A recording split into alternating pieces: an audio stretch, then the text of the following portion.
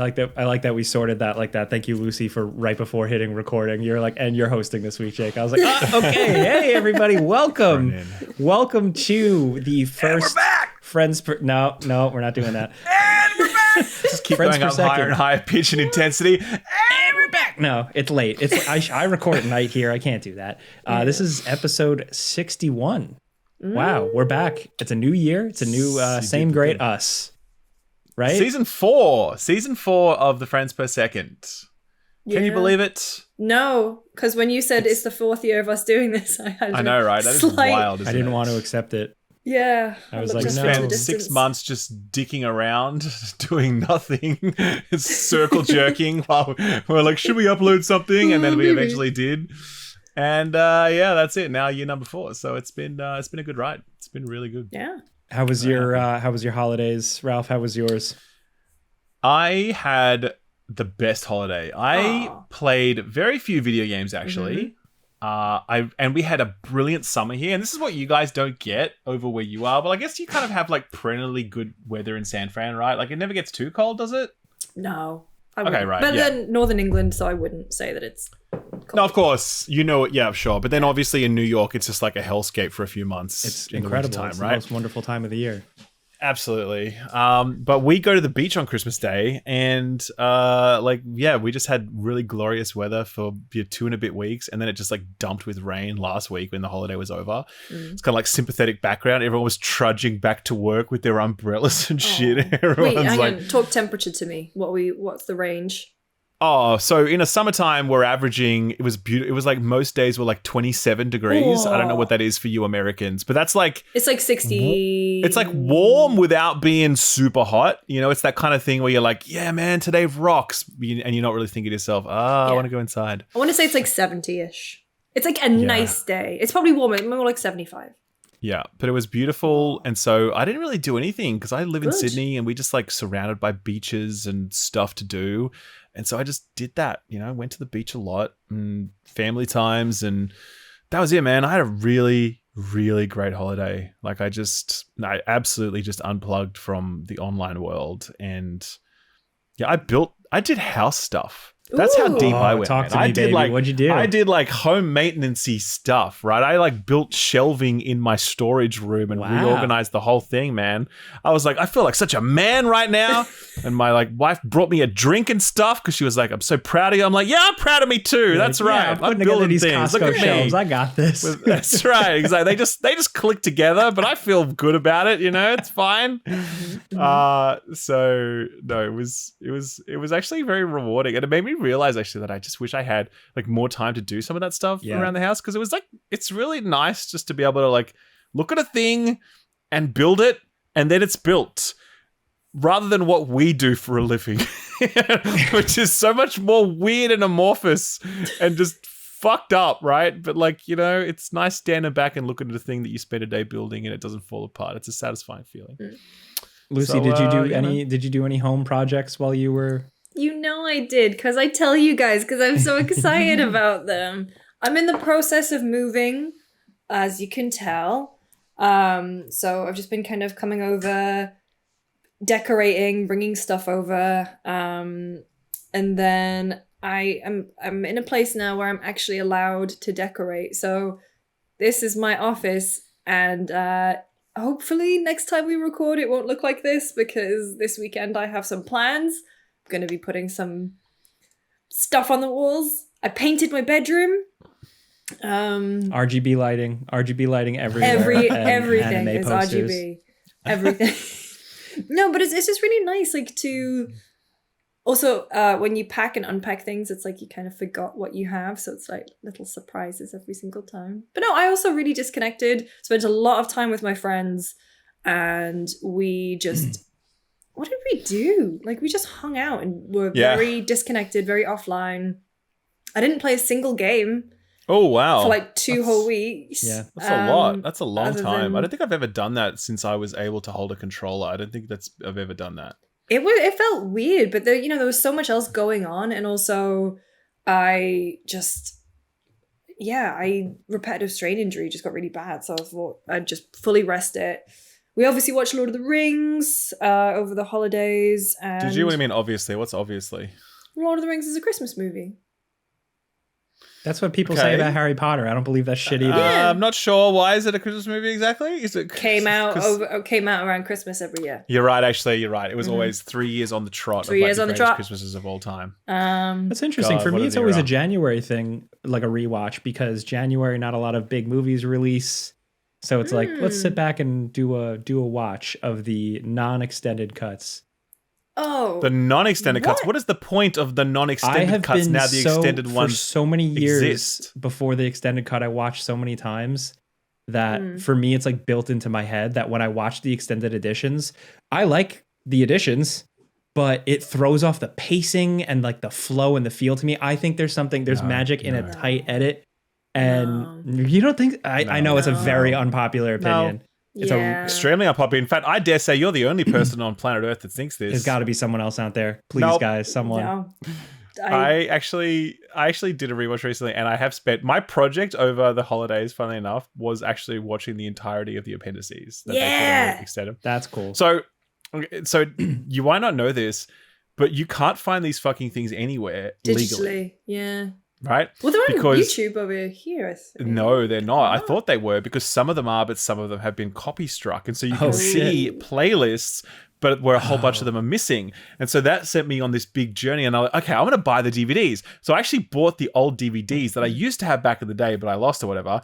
Got them. Not a single fucking disc worked. Not one, right? No. Just garbage. Just like it all looked perfect. Like they looked perfect and whatever, but none of them worked. And so that led me down a further rabbit hole. And that's when I arrived at the Internet Archive. Oh, yes. And it has every single episode of the appendices on there, and you can download them if you want, but I just streamed them straight off there and it was perfect.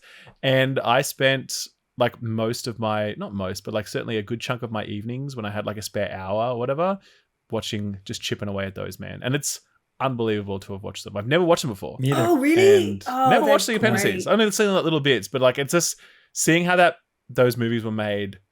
I'm almost certain we're never going to see anything like that ever again. Like that, it just seems like that's completely over, that era of cinema. And it's just like, oh my God. Because even wasn't Ian McKellen super depressed working on The Hobbit? The Hobbit, he was like, I want to fucking kill myself. There was like a literal quote from him. It was all like green screen bullshit. It was all green screens, yeah. Because they just built so much. The set for Minas Tirith the is like beaches. it's like a theme park. Yeah. The size of this thing they built was I just can't believe how much money they spent on this. Like I just can't imagine what it would. If you were one of these studio really executives, you would have been what?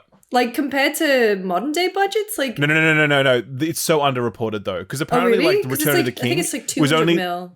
Correct, which is total bullshit. Like just watching these movies, there's no way that it cost $90 million to make Return of the King, which is essentially what they reported. They're like, Return of the King would have cost like $300 million on its own. Hang on. So according to... Oh wait, here we go. There's a Reddit question, budget question. How is it possible that Logan costs $3 million more than Return of the King? Yeah. Oh, by the time they're making Return of the King, all of the sets, props, special effects, graphics, and so were already created. That's a total lie. Again, I watched the appendices. That is a complete lie. Well, that's the thing, because they filmed all of them at the same time. Correct. So it's like... But they did have some staggering over a period. They had like lots of too. post-production stuff and whatever. Yeah. But long story short, they're remarkable and I just can't believe that they exist. And yeah, going back and watching them. What's that for inflation though?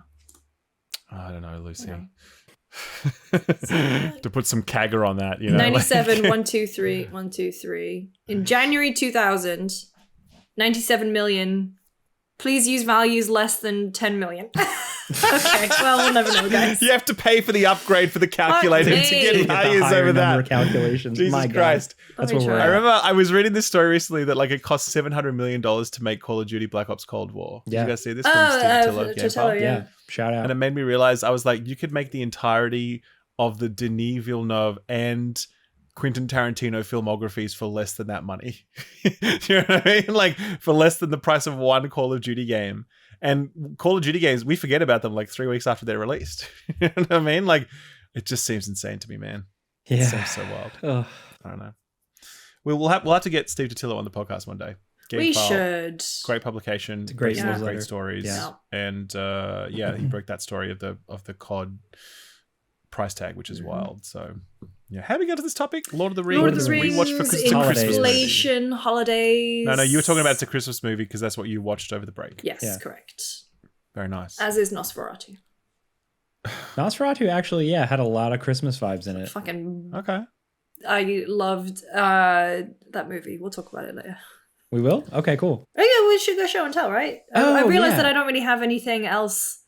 Oh, that okay. I've I can talk done. about a lot. Yeah, I'm crocheting a lot. that's basically my holiday. Crocheting, hell yeah. Yeah, Let's go. I'm crocheting a Sally from Nightmare Before Christmas for my friend's daughter. What's a Sally? It's The the girl. girl. You know, the little like Oh, as in, zombie? like, I thought it was like an item of clothing, like a no. British term for an item of clothing, like just Sally. crocheting Got it. like a doll. Like crochet, great for the mind in terms of the fact that you can't really think. Like you can watch stuff very passively, but you're just focusing on counting. It's very relaxing and rhythmic, and it's quite nice. Sure, get it. I need something like that. Crochet. Try Diablo. Right, Does Path the of same Exile. thing, I think. Path of Exile. Oh yeah, we can talk about that one for sure. Oh yeah, definitely. Well, I think with that, we should get rolling into the episode. What do you guys say? Well, I think we should also say that this episode might contain a break. Oh, we're gonna set this up. We're going to set this up. Let's do Yeah. it. Let's set it Hey, up. everybody, Yeah. listen up. Take it away, Jake. So, the Nintendo Switch 2 might be announced. It might not. It seems like it might, don't know. but it's heavily all rumors and speculations still at this point. So we're waiting for it to possibly be announced tomorrow morning or not. And if it is, we're going to insert a segment right here where we're like, hey guys, how about that Nintendo Switch 2? But if it's not announced, this is going to be really funny because I'm basically talking about Egg on our virtually face. nothing. And Nate the Hate will be laughing at all of us that he tricked us yet again. Fucking guy. As of right now, because we thought that Nintendo would have like tweeted about it, they've just tweeted, "Redeem your My Nintendo Platinum points to collect custom icons from Donkey Kong Country Returns HD." Oh my god. I want to go to that tweet now just to see the replies. There's People are going to be 1.9 properly mad. thousand. What, sorry? There's almost 2,000 replies. Oh my God. Is it Nintendo of America? Yes. Okay, I want to see it. It's just... Oh my god, hang on. Yeah. Yeah, you're right. This went in an hour ago. There are 2,000 responses to this tweet, which is saying for you to to redeem platinum points for custom pins in Donkey Kong. Holy shit. Oh god. Incredible. My favorite thing is that someone's just like taken the a screen grab and they put a giant arrow at the 2. Yeah, I saw that actually. Yeah. Is this the Switch 2 here? Oh my god. Oh, I love it. Okay. We will not be stopped.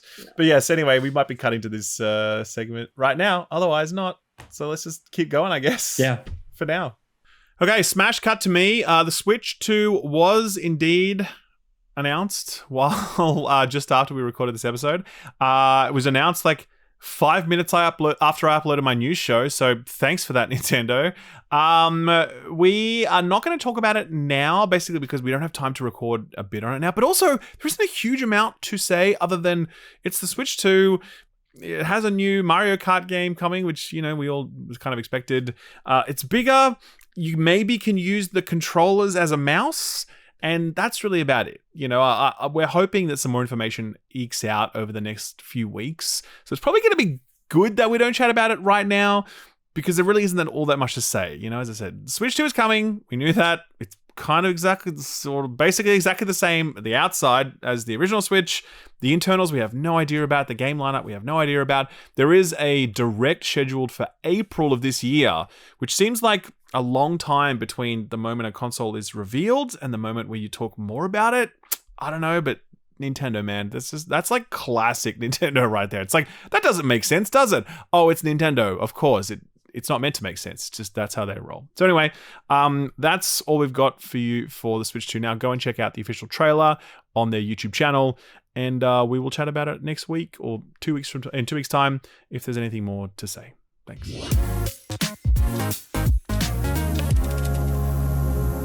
Hey, listen up. Sometimes interior decorating and that type of stuff can be pretty difficult, but our sponsor of the podcast today, Displate, can make it easy. These are high quality metal posters that they have over 2 million designs available. And yes, they got video games. Look, show them, guys. What do you got? This is a special Phantom Liberty one that I got a little while back, actually. I've actually owned a lot of Displates over the years, to be honest. I haven't had them set up in my new place, but in my old place, I had them like covering most of one of my walls. Ooh. And yeah, they literally are just like metal posters, and they're really easy to mount because they come with a little tile that's adhesive at the back. You stick it to the wall, and then after that it's magnetic, and so the display just like hangs off that, right? And it's really easy to change them at the end, because I think at one point I had a stack of Displates like this thick. Wow. Like I had a lot of them, and so every now and then I would kind of just change them around. But it's important that they're easy to hang, especially if you're not super handy, or you live in a place where you can't throw nails in walls. It's a good option. Absolutely right. Yeah. For sure. I'm in the middle of obviously decorating a new place now, and so I was super excited to get this. Is the Disco Elysium thought cabinet. Disco That's Elysium, cool, one of my man. favorite games. That's of all time, very and cool. I love this mad piece, and I'm so glad to have it on my wall. But like, I was looking through the website, and they have so many licensed designs from things like Elden Ring, obviously Cyberpunk there, stuff like I have Marvel. a Tony Hawk Underground one at the Game Ranks office. They got a lot. Do you really? Yeah. Like, that's cool. Also, for me, Prey, Dishonored were on there, and I was Yep. like, hell yeah, these are my people. I'm Googling now. They have Outer Wilds. There you go. Displays That's it. if I want. That's the thing, because how many? I think they've got in the brief here. 2 million. They have Over 2 million designs. 2 million designs, right? So chances are, if there's a thing you're into, they probably have a metal poster of it, and you could get it. And it ships globally, and they package it up really carefully, and so it's super secure. It arrives direct to your door. Unpack it. Yeah, they ship super it's like fast. the shipping is surprisingly fast. And I'm in Australia, by the way, which is the arse end of the world, and it still gets to us in a reasonable time frame. And then after that, as I said, you take off the plastic, mount the magnet wherever you want to put it, and then that's it. It's super simple. So yeah, I've always loved them. I've always, as I said, had many of them over the years, and it was really cool to hear from them. They reached out to us, and it was like, yeah, cool, absolutely. I'd love to do this. So if you'd like to check it out for yourself, they're running a deal right now for viewers of the channel, listeners, users, as we say. You can get at least 22% off your order when you order 1 to 2 Displates, and up to 33% off your order when you order 3 or more Displates if you use offer code FRIENDS at checkout. That's displate.com. Is it the .com? Is it a .com? It is a .com. Yes. Displate.com. Have a look, and if you order 1 to 2, it is 22% off, and if you order more, then you get up to 33% off. And big thanks to Displate for supporting the podcast. And don't forget to use friends at checkout. That's easy to remember. Checkout, baby. You better not forget. That's the one. Thanks for That's right. decorating my new place, Displate. And don't use honey. Just use the friends discount.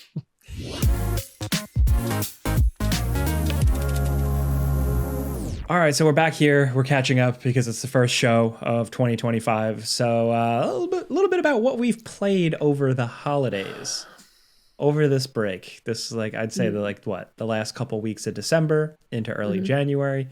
Lucy, what have you been playing? I know you said you didn't play much, but I know you probably picked up a weird game.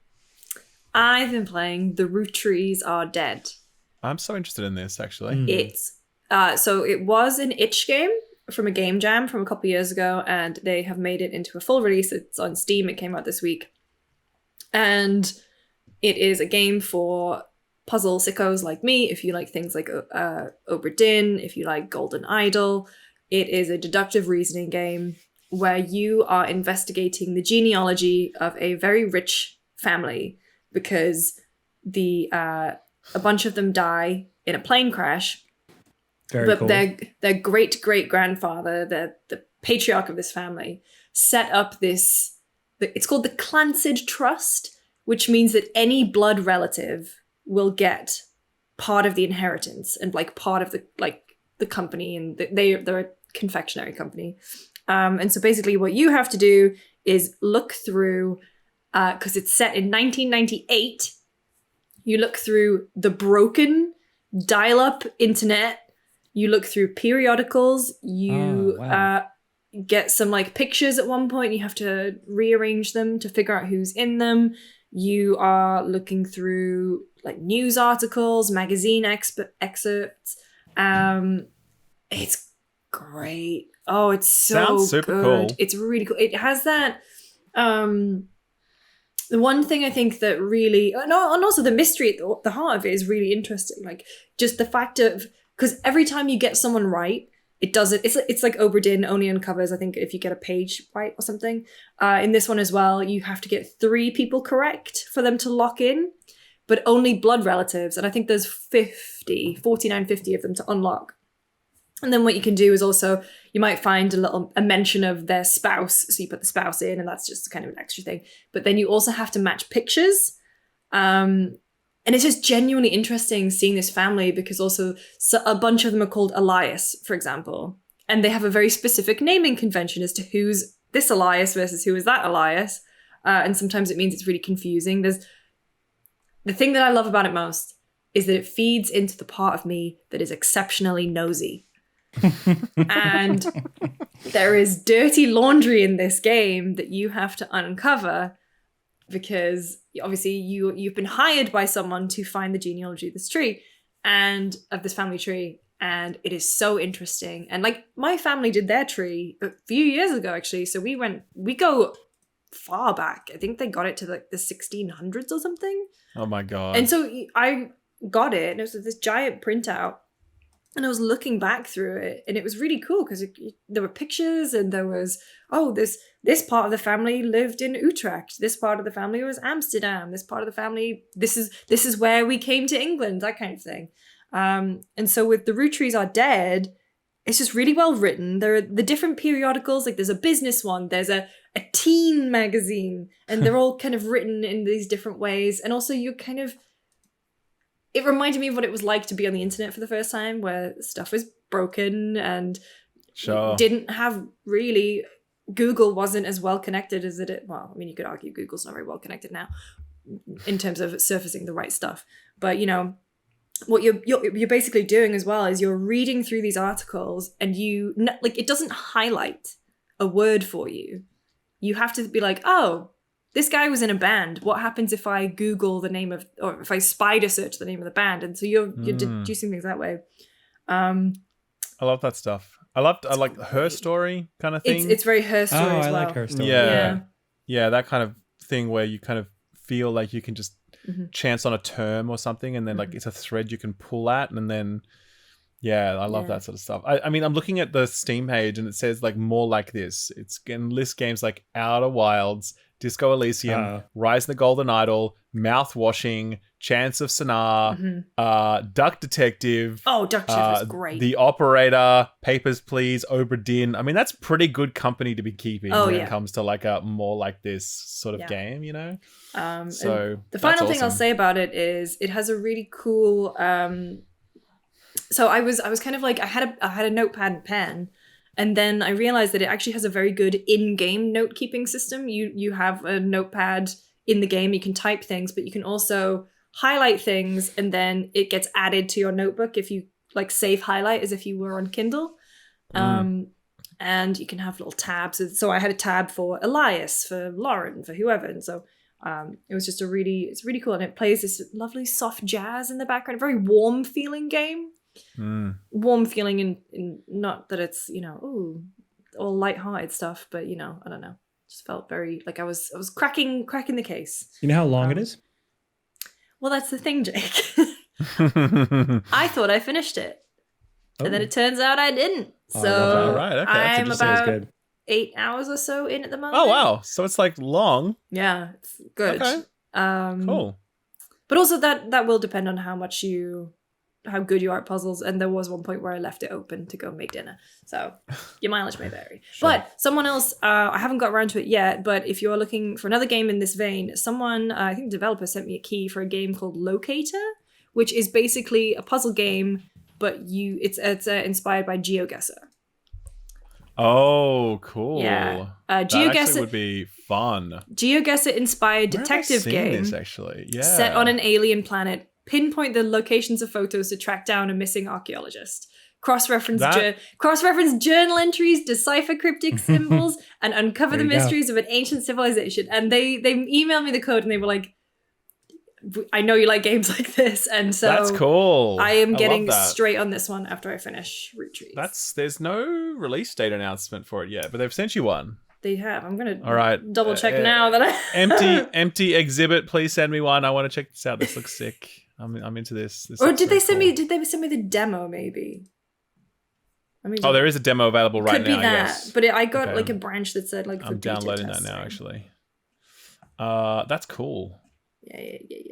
Interesting. Good on this genre. Good on the detective genre. Yeah, there's a lot of stuff cooking. I tried a little bit of Lorelei over the break. Oh yes. Ooh yeah. Yeah. It's definitely, for me, I have to like really be in the mood for that type of game.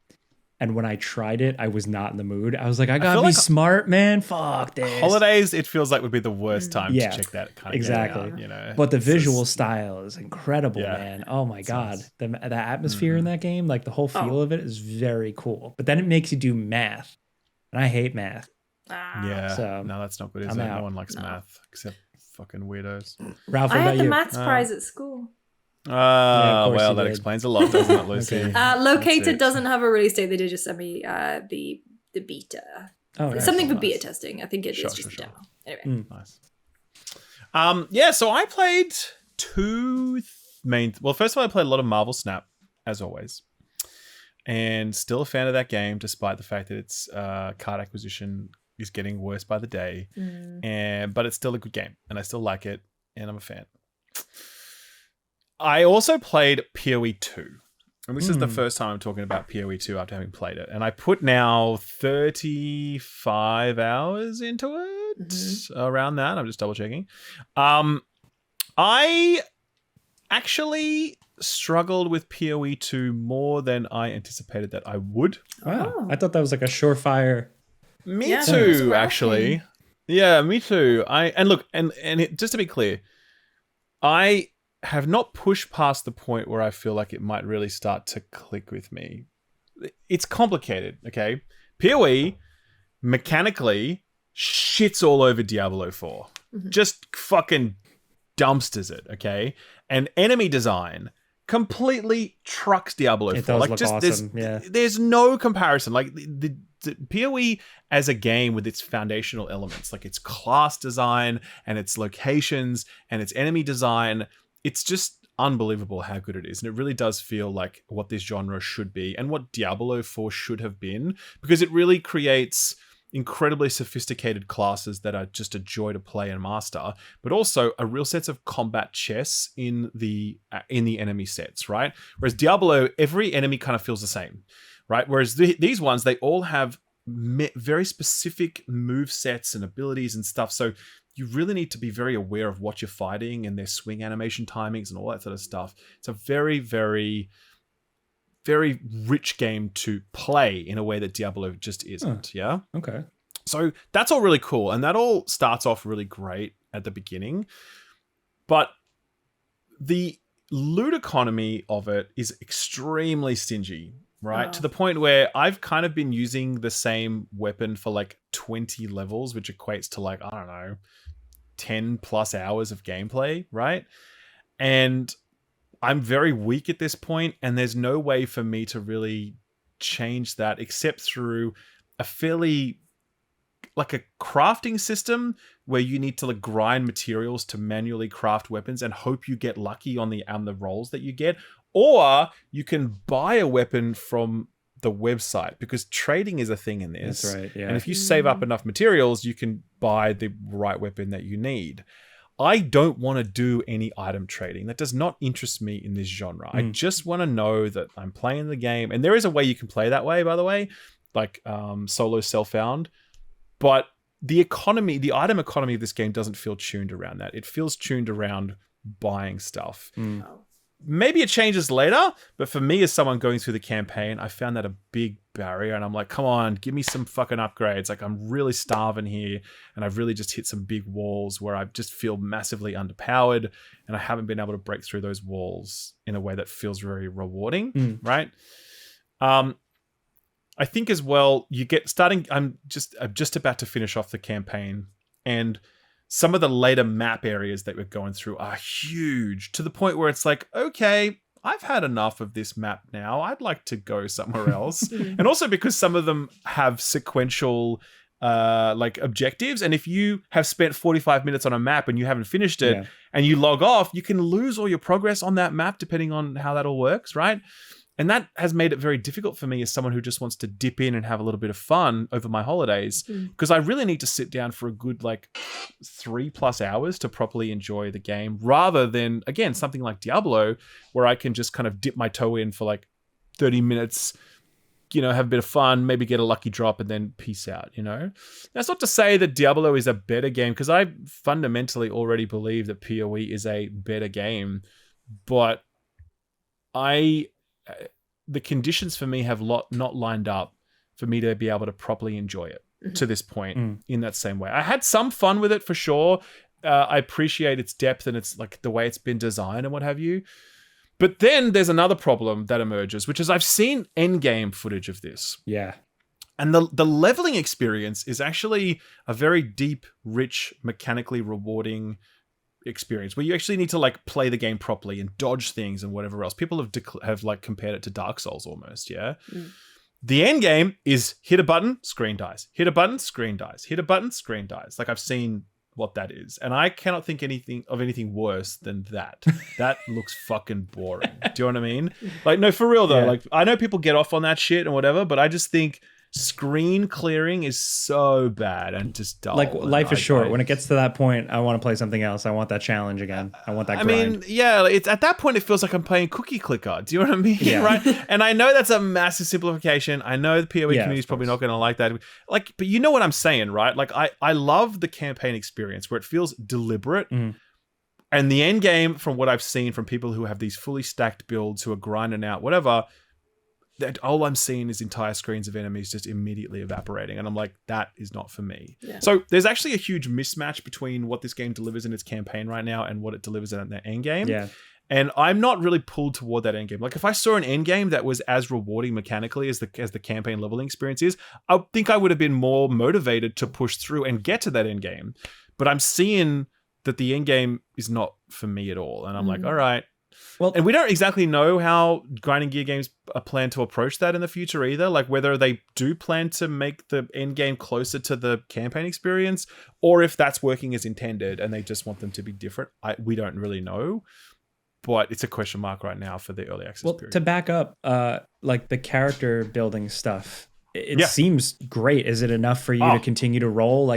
The skill trees are always a big thing. With how massive this game boasts the skill trees. Are those skill trees rewarding? Are they fulfilling? Absolutely. Everything on that front is so rewarding. I desperately wish I had more gear that I could start experimenting with this stuff. I just feel so weak. And you're how far in again? How many? I'm I just checked it then. I was about 30 hours. Okay, wow.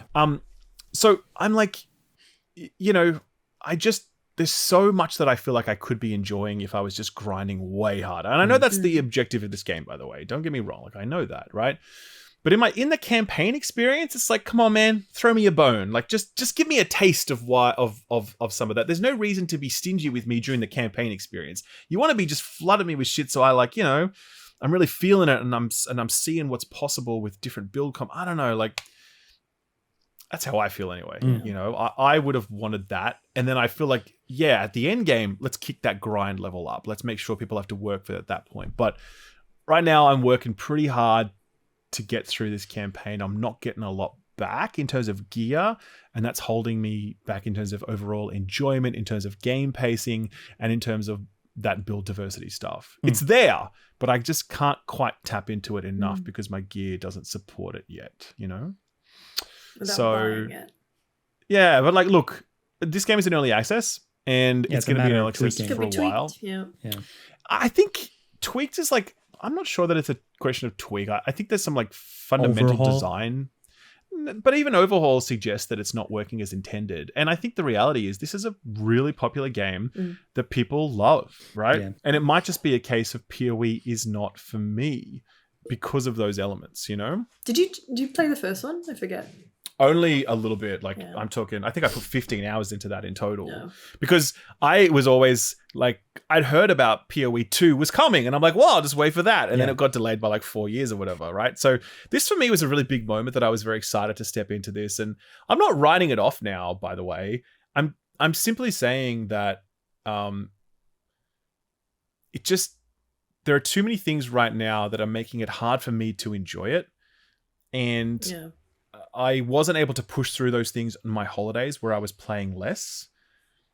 And I think I will not return to it until the 1.0 release to see how they've addressed some of these things that aren't quite gelling with me. And if I get to that 1.0 and these things are still the same, then I'll be like, okay, cool. PoE, unfortunately, is just not for me. That's okay. But if they have addressed these things, then I'm going to be like, fuck yeah, man, this is incredible. Because the foundation's remarkable. Like, sometimes I can't believe how good this game looks, how deep the character design, like character customization stuff is, how sophisticated their kit design is. Like, it's so incredible. It really does. The comparison to Diablo 4, it's just chalk and cheese. Like, this feels like a truly next gen ARPG experience in a way that I really wanted Diablo 4 to be. And because I said in my Diablo 4 review, I'm like, I like this game, but it doesn't really move the genre forward. It's just kind of like more Diablo and whatever. This you can absolutely feel is like a step forward. But I think some of those steps I'm just not in keeping with at this point. So yeah, there's a lot of talking. Sorry about that. I had a lot of thoughts about PoE that I was just like kind of, had to go. Yeah, you just kind of like I haven't done a video boiling up inside. Yeah. Yeah, no, I was planning on reviewing it, but then I was like, well, I'm at that point where I haven't put enough hours into it where I feel like I should make a video, but I also don't necessarily want to put a lot more hours into it right now because I'm just not gelling with it. Yeah. And so a podcast thing is a really good thing. So I'm sure there's going to be a very angry comment section being like, hey, man, you don't get this. I'm like, you're right. I don't get a lot of it because there's so much more of this game that I don't understand yet. But purely based on that, like 30 hours that I had, those are the initial impressions. Yeah. And I'm no one can say that you didn't put in some time. Because 30 hours that's a day of your life. Well, for sure. At the same time, not 30 enough. hours it's is nothing. like in GGG, it's like, there's a rookie numbers. And Yeah. it's like, they are rookie numbers. That's true, But no, I am interested to return to it when the 1.0 rolls around. I think it's going to be a fascinating game to explore when like they've done it all. So yeah, that was it. And the other one I played was KCD, or Kingdom Come Deliverance 2. Yeah. But Jake, you also played that one. Yeah. And I've done a lot of talking. Yeah. I mean, you're probably deeper into it than I am, but just off the cuff, it's like a preview thing. We can only talk about up to the first 20. No, they said it's the first 10 hours. First 10 hours, But it took right. me 20 hours, and I'm still not actually up to that right. point, by the way. Yeah, I'm not either. Yeah. So Yeah. So I just off the top, I would say like if you're a fan of the original game, like I can already confidently give you somewhat of a green light because it is uncompromised. It still feels like Kingdom Come Deliverance. For all the good and the bad that comes with that, but it's just for me, it's been a lot of like stumbling around in the mud, fucking up, and like I'm just this stupid poor loser for the first like 6 hours. I'm like, oh my god, can I finally get back to being a badass that like Henry was? But the world is really big, but also really like lush and I mean like visually lush, but also just like absolutely stacked with like NPCs, villagers that all feel unique. They're all going about their days, doing their routines. It's always so fun to see. And also it seems really, really well constructed in terms of how it reacts to you and how, for me personally, I ruin everything. Every single thing I do, I fuck up. I screw up. I get in a fist fight with someone, I lose the fight. I try and persuade someone, I fail. And the game just keeps like a Baldur's Gate, like a really well constructed thing. It just continues to keep rolling with those punches. I even got to a point where I think I felt like I borked a side quest, and I was like, oh, that window closed. And then sure enough, I like woke up the next day, and another angle of it presented itself to me. And I was like, fuck yeah, all right, this is cool. This is great. Like, they really did think of everything. Combat is, it feels a little less janky, but it is still the same combat style. The points of direction, if I recall, are a little bit reduced. There's upper, left, right, forward, where there used to be 2 extra ones. And a center one. Yeah. But it's still like the same feel. Parrying is there. The Master Strike is there.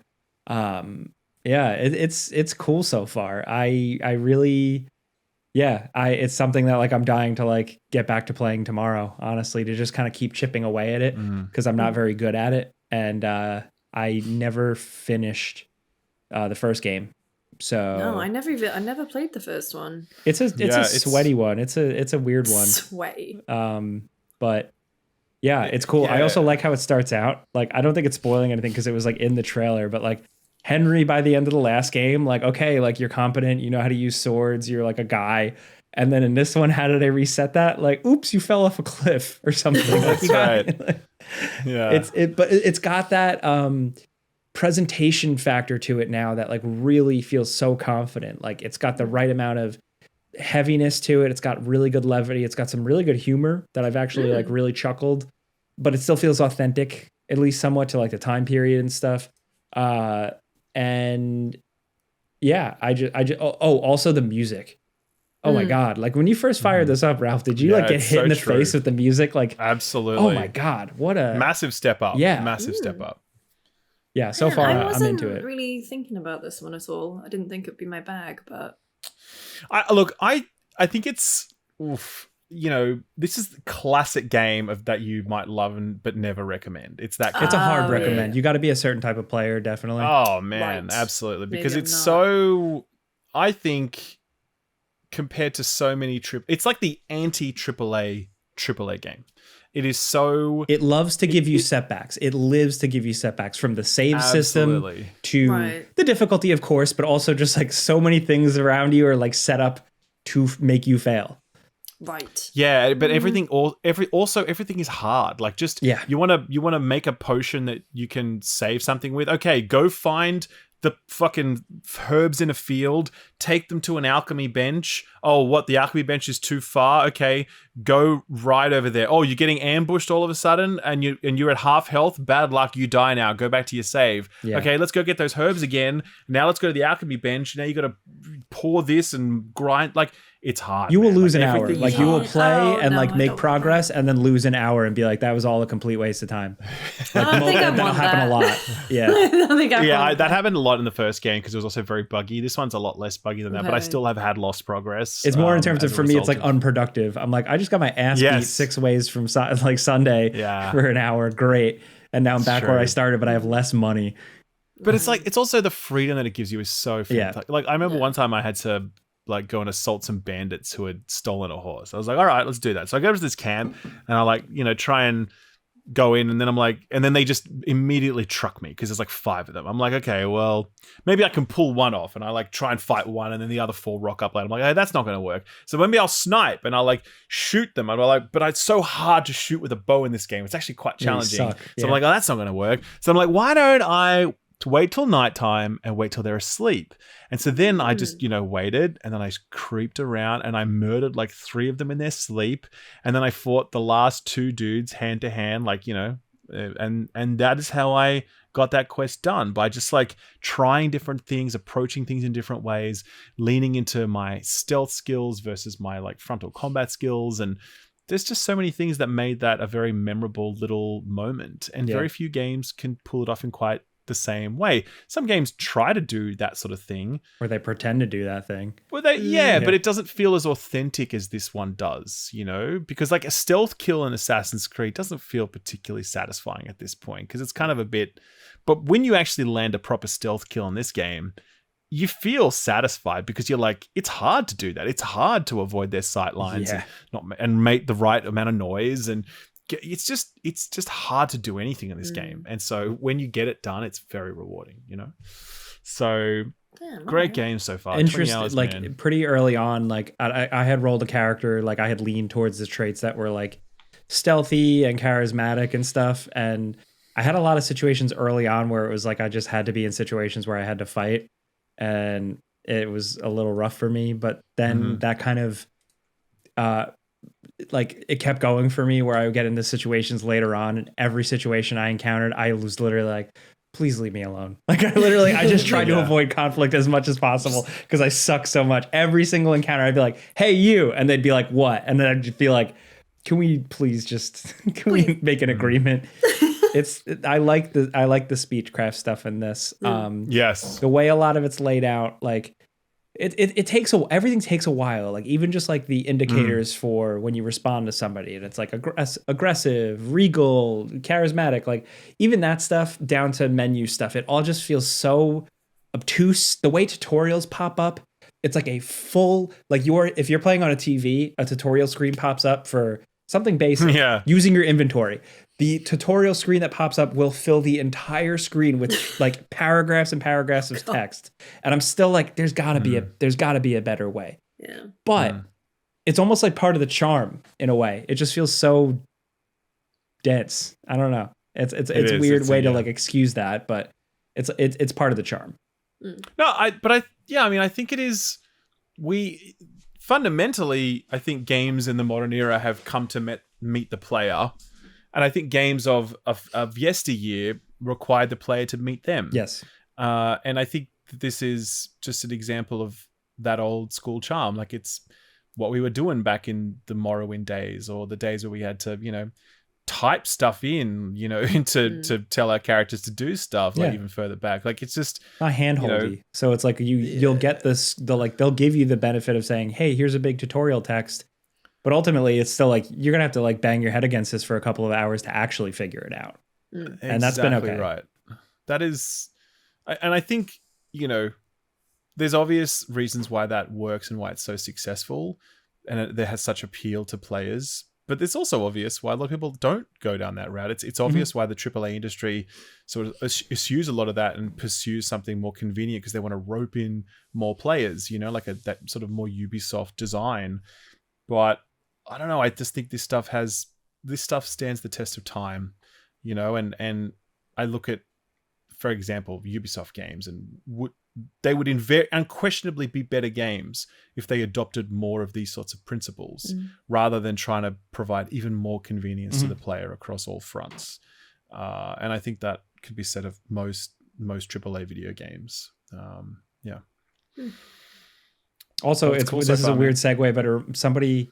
It clicked with me. Somebody in my comments said at one point, they're like, if you really, they were trying to appeal to me saying like the new one, or really just Kingdom Come in general is like Oblivion without the fantasy and with like the old school knob turned up to 11. And exactly. And since I went into Kingdom Come 2 with that in my head, and it makes me appreciate it even more. Yeah. But does Henry have a gun?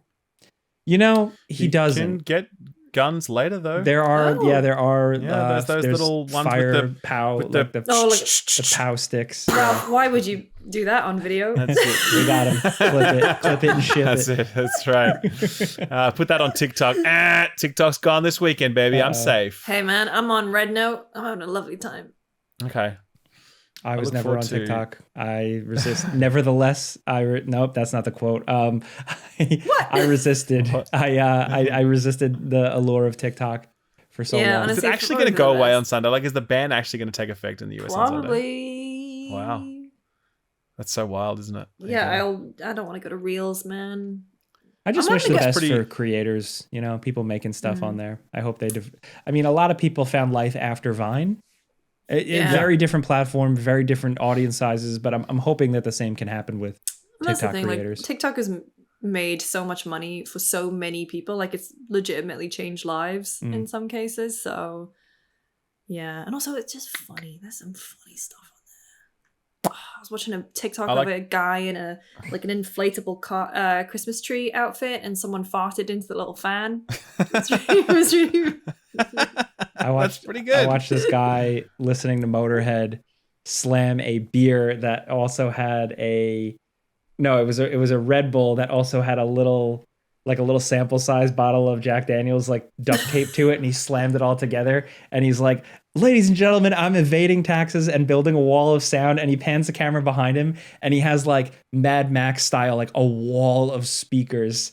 Nice. And he's I'm just trying to rock out and evade taxes and party. Follow me for more. And I was like, damn, TikTok is good.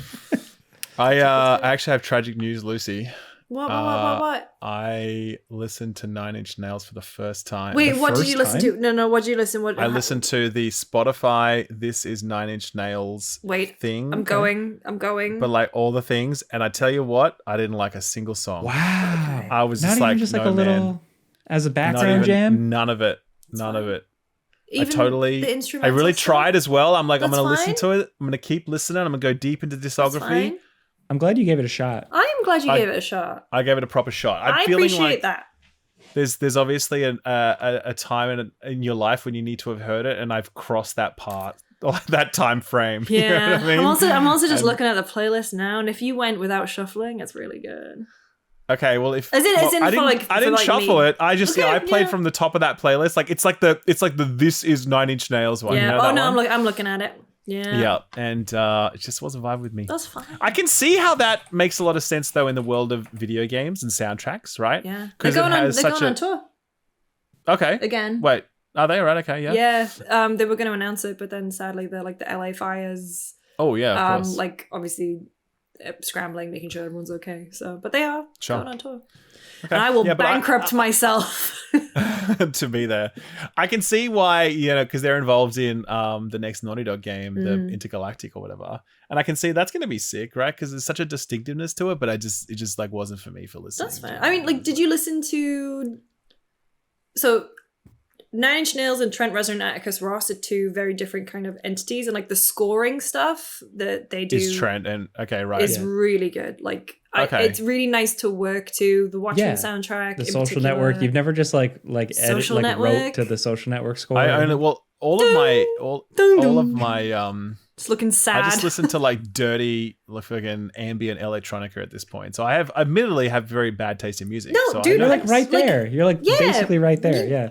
I will send you some songs that. All right, send me some stuff. If you listen to Kavinsky, I'm gonna go see them. I actually love Kavinsky. I like to be them. honest. Going to Yeah. see him in a couple months. I'm very Oh, excited. nice. Yeah, Okay, yeah. sweet. Yeah. This is adjacent, but where are we on LCD sound system? I've had a weird phase Yo! since I That's got into old them. school, Love LCD man. sound system. Well, I like when I was younger. back in the day. When I was younger, I used to be like, "No, they suck," and now all of a sudden I'm like, "Hey, this is pretty good." Yeah, Daft Punk is playing at my house. I am North American scum. Oh man, welcome to the video game podcast. Hey! Yeah, That's Kingdom right, Come exactly Deliverance right. 2. I'm looking forward to putting a lot more time into it and like our actual review content. That's Yeah, what- I'm excited to see more from it. I'm still kind of low on the fence if it is for me. I can't imagine this is for you, Lucy. Yeah. Knowing you as I do, I just cannot see any world where you devote a lot of time to this. I reckon this is the kind of thing where you devote 3 hours to and you're then like, bounce off. I'll come back to that later. 7 years later, hasn't Time touched to it. You know what I mean? replay Dragon Age Origins. Excellent choice. Yeah, that's Actually, good. I was speaking to Austin, and he actually finished Dragon Age: The Veilguard on the hardest difficulty, and he says he quite enjoyed it. God bless. He was Okay. into it. Yeah, I was like, all right, yeah, good alright. on you, man. Because I caught him in a way, right? Because we were talking about a storm that was happening in like last night, and he sent me a video, like a picture of a rock that flew into his like window and cracked his window. Whoa.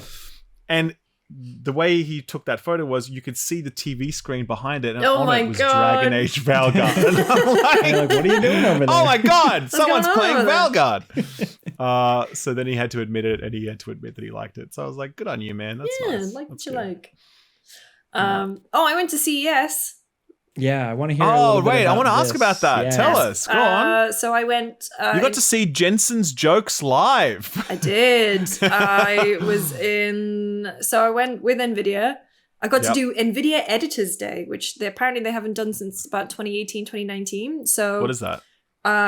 went to the big press conference. 14,000 people, which is 14,000 insane. sweaty nerds and AI bros. A lot of AI bros. And then the next day there was like this press Q&A with Jensen, and they set up desks for everyone. Like it felt like kind of going back to school. Okay, a bit. like you're at the UN or some shit. Yeah. Okay. And then the third day was 8:30 in the morning till 6 in the evening.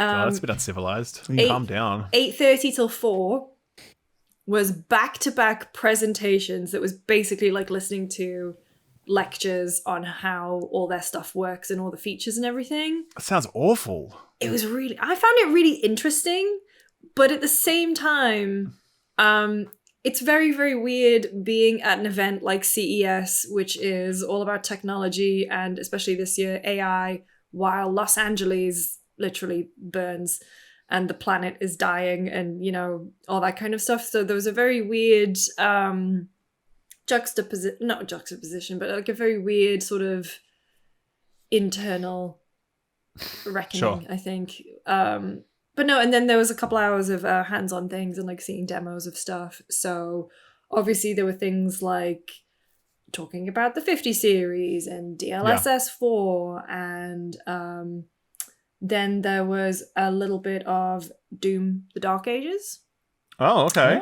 Because they're doing a lot with NVIDIA, and so oh yeah, we didn't see any gameplay or anything. It was just like, okay. Look at how nice these reflections and stuff are.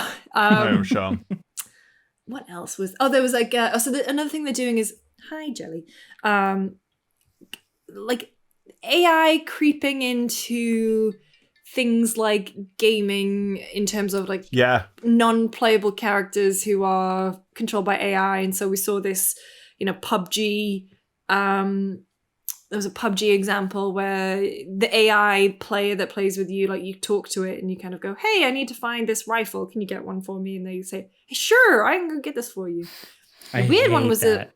I hate all that stuff. I think it all seems so lame. Like, I do actually believe one day there's going to be some interesting AI stuff that will happen. Like, because it does make sense that, you know, if you've got this thing that can understand what you're saying and it could draw from a database of something or other and make some sort of interesting choices based upon X, Y's. I can see that, but everything that I've seen to this point about all of that just looks like fucking bullshit. Bring back the boy. Where's like... bring the boy, the Peter Molyneux boy. Oh, Milo. What was his name? Milo. Yeah, this is now we need him more than ever. It all just seems like some variants of Clippy, Microsoft's Clippy. That's what I feel like most AI bullshit is at this point. The other example of it was Streamlabs. So Streamlabs have an AI producer for your streams. Okay. And you can basically say, "Hey, clip that," and it can change scenes. It can run replays. It also talks to you, and it only had 2 modes, one of which was supportive and the other one was kind of a jerk. Oh, that's right. I've heard about that. Yeah. That you can have AI bots in your chat that would be there and like can talk to other people, and it can kind of make your chat look like there's more people there, which I think also sucks. No. And did you know like Meta recently announced that they're planning on rolling out bots to social to their platforms? They scaled it back because everybody freaked out. Yeah, they got rid of something. Yeah, I just immediately what is the logic behind that? I don't understand. I just immediately just deleted all my threads when I saw that. You know what I mean? Like, I'm actually off threads now because I'm like, I can imagine nothing worse than being on a social media platform and being unsure if the person who is replying to me is a real human or not. Like, I know we already have some of that risk baked in with bots or whatever, but like for it to be company policy, I'm like, nope, that's it. I'm done. And that was that. So... yeah, man. I can't, like, how could anyone think that's a good idea? I guess it's all just fake metrics, right? Yeah, 100%. Like it's growth at any cost. Well, it's also you can do anything, so just do it. Oh, can we do that? Yeah, let's do it. Yeah. Leave no stone unfucked. It's that's my phrase. For American politics, but also for technology. Oh, damn, man. Yeah. Ben Grimm out it, you know. No, like... I look at that and I think for us it'd be really good to go down that route because we could like lie to sponsors and be like, look how much engagement we got on this bullshit. Yeah, like we put up some threads post and like the every media company's video strategy until 2019 when I am not going to be a party to that shit all over again, man. Like we learned too many lessons back then and there's just no way. So as I said, most of the AI stuff that I see, like the hardware of NVIDIA, obviously best in class. Love to see it. Incredible. DLSS, I'm a big fan of whatever else. Yeah. But when they or anyone else talks about like the AI gaming tools, I'm just like, nah. Well, don't want this. So a couple of other things that I saw. Yeah. I met the guy who came up with or created NVIDIA Broadcast. Oh, okay. And he was like, so nice. And I came over specifically because the updates to broadcast, if you have an NVIDIA card, is a thing that I wish I was on my PC right now. I haven't got it set up, so otherwise I would have used it because there's noise reduction. They have the weird uncanny eye thing, so your eyes are always looking at the camera. Oh, that thing, yeah. That thing. A lot of people use that more than people realize, and I have this weird thing. I have this weird sixth sense where like I can tell. I don't know what's wrong with me. They're kind of updating that a little bit to add in like little flickers to make it look less interesting, scary and intense. But they are adding in an EQ for your voice. So not only can you do noise removal, but you can do like give it a broadcast voice. But the thing that I was really interested in was, so right now, for example, I have one light. I'm well lit, but it's just from one direction. Ideally, I should be lit with my main light and then a fill. Mm-hmm. The new thing that they have in broadcast is AI, I think it's NVIDIA, it's AI, lights the whole of your face. So it can tell that if your face is in shadow, and it basically gussies you up for the camera. And it worked. It was very impressive, I will say. That stuff is fun. That stuff isn't hurting anybody, but it also still makes me go, when are we going to be to the point where nothing is real? Like, yeah, exactly. And that's the thing where it's like everything's uncanny. Like every time an AI would talk or there was AI humans, it was still very, very uncanny. The last thing I saw is in like that I'm excited enough to talk about. Like I saw Razer. I'll get to Razer in a second because I did see some cool shit there. NVIDIA had Inzoi playable. And I'm a big Sims gal. That's the Sims thing, isn't it? Yeah. Is it from a South Korean studio? Krafton. Are they publishing it? I think so. Okay. Let me double check. Yeah, it looks. Does it look like how it? Yeah, it's Krafton. Like, is it actually like what it's cracked up to be? Yeah, it looked like that. Because visually, it looked insane when they had trailers and stuff. Looked incredible. So the thing, I mean, there's a lot of stuff from The Sims in that I really want to get, and more extended hands-on time with it. But the reason they were with NVIDIA is because they have a thing where you can put a prompt in, you can write a prompt, and then the Sims, change their behaviors based on what the prompt is. So in the example that they were showing, they were like, Rose loves her daughter very much and wants to teach her things. And so, she would try and like teach her daughter something. And then they have inner thoughts. And so it'd be like, I love my daughter so much, so I want to do this for her, right? I went in. Rose is having an affair and feels guilty about it to see what would happen. Yeah. And that you wait a little bit and then you check her inner thoughts, and she was like, I feel so guilty for cheating on thing. I'm going to suggest anger management therapy. Wow, it rolled with it. Oh my God. Yeah, so it kind of like, it figured it out, and it was kind of, adjusting the game to that. I would just type in Rose murdered someone 20 years ago and she's still burdened by the guilt. That's the thing. I wish I'd had, like, this is the point where sort of more and more people started to come around. I was like, but it was like, it was an interesting use case for it. That's what all these things were. Like, what's the use case? Yeah, am I actually going to use it? Like, for example, Razer had a chair which could either be hot or cold. You could have a chair and it had fans all in the back of it.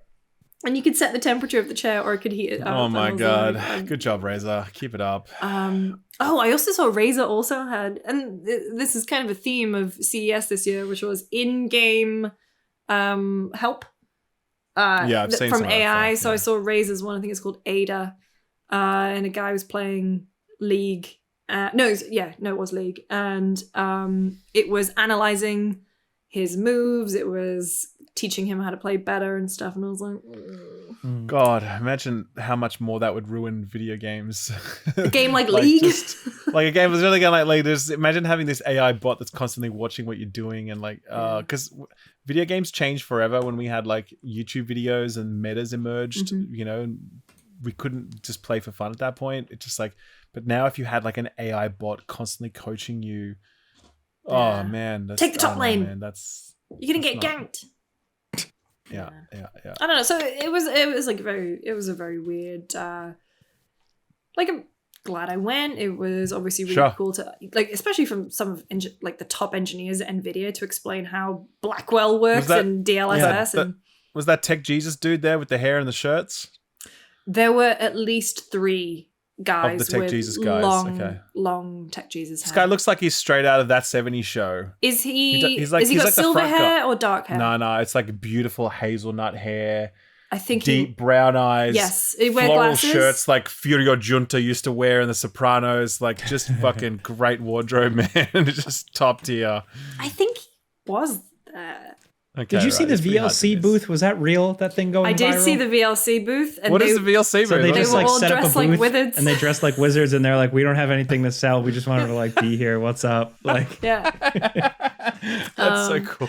God bless VLC. Thank you for your service. It was really fun. Love it. I had my skin analyzed by AI as well.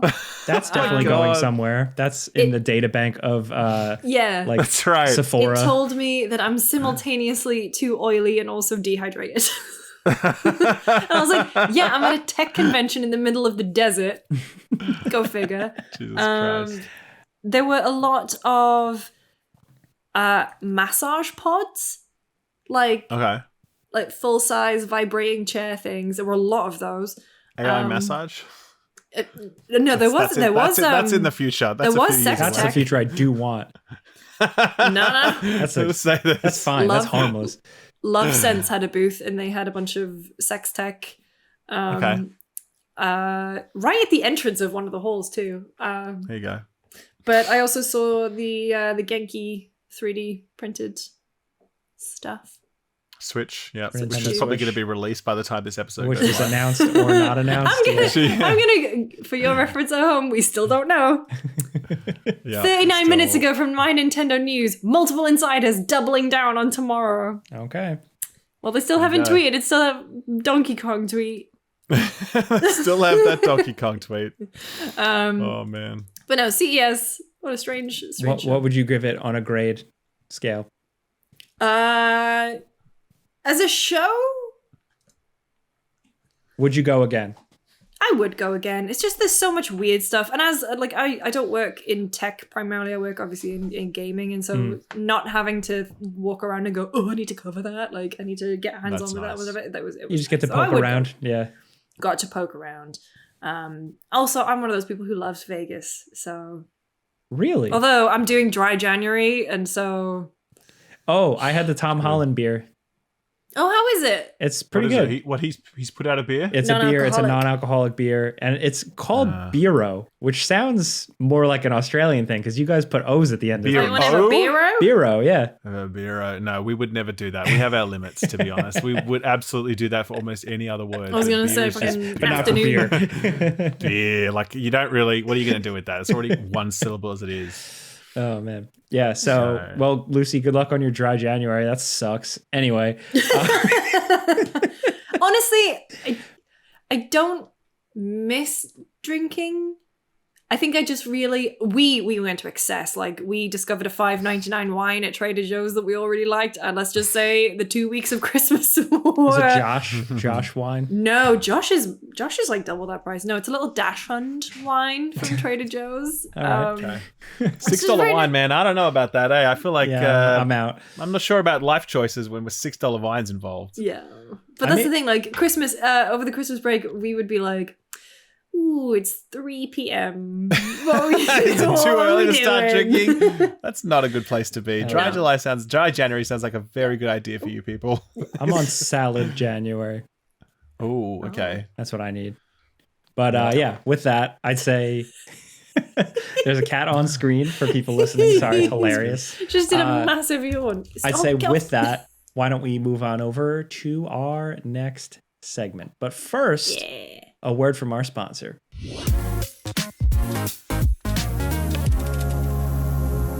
New year, new you. Actually, no. It's a new year. Same you. It's Same the us. same better you. me, same us, but a better version. I don't like resolutions are tough to keep, but I like doing one small change that I can just do every day that makes my life a little bit better and a little bit easier. And it's easier to stick to because it's Yes. not like this big list of stuff that I need to course correct in my life. Okay. And one of those things that I've been doing for a long time now, we all have, because they've been a long-time sponsor of the show, and we do genuinely use the product, is AG1. Yeah. Yes, just one daily scoop provides whole body benefits like gut, immune, and stress support. So, you start your day with just a scoop and some water, mix it around, slam it, you're good to go. But thankfully, it doesn't taste bad. It actually tastes pretty good. It actually does, yeah, for sure. And I think AG1, it's not a one-stop solution to all of your healthcare problems, right? It's not like you drink this and instantly you've gotten all the nutrition that you need throughout your day. And I think that's definitely not how it should be understood. It's just a thing that you can take to help top you up. If you're sort of missing some certain stuff, or you just want to know that you've, put some good stuff into your body each day, that's very much how I approach it. So I still try to eat as many greens as I can. I still try to eat as clean as possible. I'm definitely trying to cut back on my coffee intake. But yeah, AG1 is just like a part of my routine now that I know that it's sort of giving me some very useful vitamins, minerals, nutrients, etc. And I really enjoy it. Actually, I'm really thankful for it. Plus, gut and digestive health really definitely makes a difference. For sure. As I'm getting older and indigestion is way more common in my life than it ever has been before. That's what happens when you turn 38, Lucy. Hey, That's what 39 happens. now. That's right. 39 now. I forgot about that. Sorry. You right, missed my 39. birthday. Someone came to the door today and asked me if I was a teenager. So That's awesome.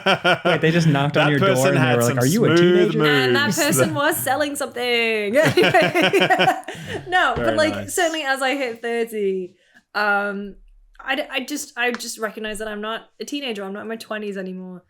Stuff hurts when I get up in the morning. So knowing that I'm actually doing something small every day to take care of myself is a really positive positive trend noticed. So I'm going to keep doing it. And if you want to try AG1 for yourself, it's the perfect time, New Year and everything. And so, we've been partnering with them for a long time.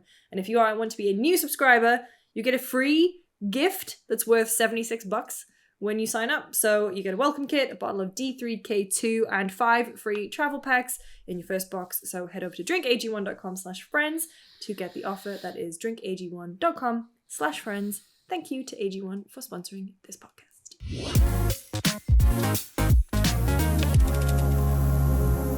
Next up, for a good chunk of this episode, we decided to ease into the year with some more user questions. Usually we only take 1 or 2 per episode, so we figured we'd rapid fire quite a few of them. Of course, we get these questions from you guys. Thank you for submitting them to contact@friendspersecond.com. But also, you can drop questions at our Substack. Lucy, that is... friendspersecond.substack.com. Yes, that's right. Thank you. So what is that Substack? Remind us, It's Lucy. great. What can people expect when they sign up there? So we know that when we are doing an episode, we cover a lot of things. So we list off everything that we talk about, whether it be a movie, TV show, or of course a video game. We also put some little behind the scenes pictures in there. We solicit questions from you all in the comment section, and there's other stuff that we want to do with it this year. So I'm always taking suggestions. If you have any burning ideas for the Substack or stuff that you would like to see, it is free. Yes. Just drop it in the send us an email, because we read all those, or put them in the comments. Just a nice way for us to sort of like connect, and without being too overbearing, because it's like we put the episode up on the weekend and we put the newsletter out on the Monday, and that's kind of like a nice little, hey, if you missed it, here you go. And people seem to like it, but always looking to grow and improve. I'm on that Sigma growth mindset when it comes to the newsletter. Okay. Is that what that is? That a thing? Is it? No, It sounds like a group, like a Gwyneth Paltrow goop thing. Oh no! I just a Sigma. I really like Jack Donaghy thing. I really like doing it, but obviously, you kind of get into a bubble if you're just writing something without any feedback. So if you've got any ideas or stuff you don't like, just let me know. Connection to that, actually, with the questions, this is something that we'd like to do this year. Oh, yes! We're welcoming email and Substack, but we'd also like, if you want, you can actually record yourself asking the question and then we'll play the recording in the episode. So keep it tasteful. Yeah. Yeah, keep it clean. Well, no, you can swear. Let's just do the voice recordings for now. No need for video. Okay, just that's fine. MP3 files is good. Video Also, would be a mess. Audio only. Video would be bad actually because it would just get bounced by the inbox. Like it actually just would reject the mail. Also, so just do an MP3 recording of your voice, and we'll play that. We'd love to hear you directly. Hear your questions, and that'd be fun. I think so. Shall I start with the first question? Yes. Let's do it. All right. I hope you had a good start into the new year. I was wondering if you have any gaming goals for 2025. For example, want to take gaming a bit more slowly so I get more out of each game instead of just rushing to the next game because that can be quite exhausting. Love the podcast. Best wishes from Germany, Anina. Ooh. Greetings from Germany. Gaming goals for 2025. Current objective, survive. Well, I will say, last year, 2024, doing my game of the year list, I wasn't satisfied with what I played. I took it easy last year. I didn't play everything. So this year I'm like, nah, fuck that. I'm back to normal playing everything.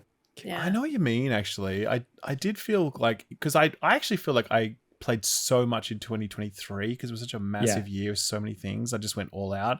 I do feel as though I pulled back a little this year, and I still played a bunch, don't get me wrong, but there was still some big gaps where I was like, I really should have played that, but I didn't. And for me, yes, I think it sounds like a very unhealthy answer, but it's like my goal is play more video games. Like that's a bad thing to say, but it's true though. And I also think as well, I approach things from the perspective of, if I'm going to play something, I want to play it through to its conclusion and I want to make a video on it, right? Mm-hmm. I think if I have one goal for myself this year, it's to kind of get rid of that mindset and just be willing to play 5 hours of something. Check some stuff out, and just check it out and not worry about finishing it, not worry about recording what I'm doing, not worry about, can this be content?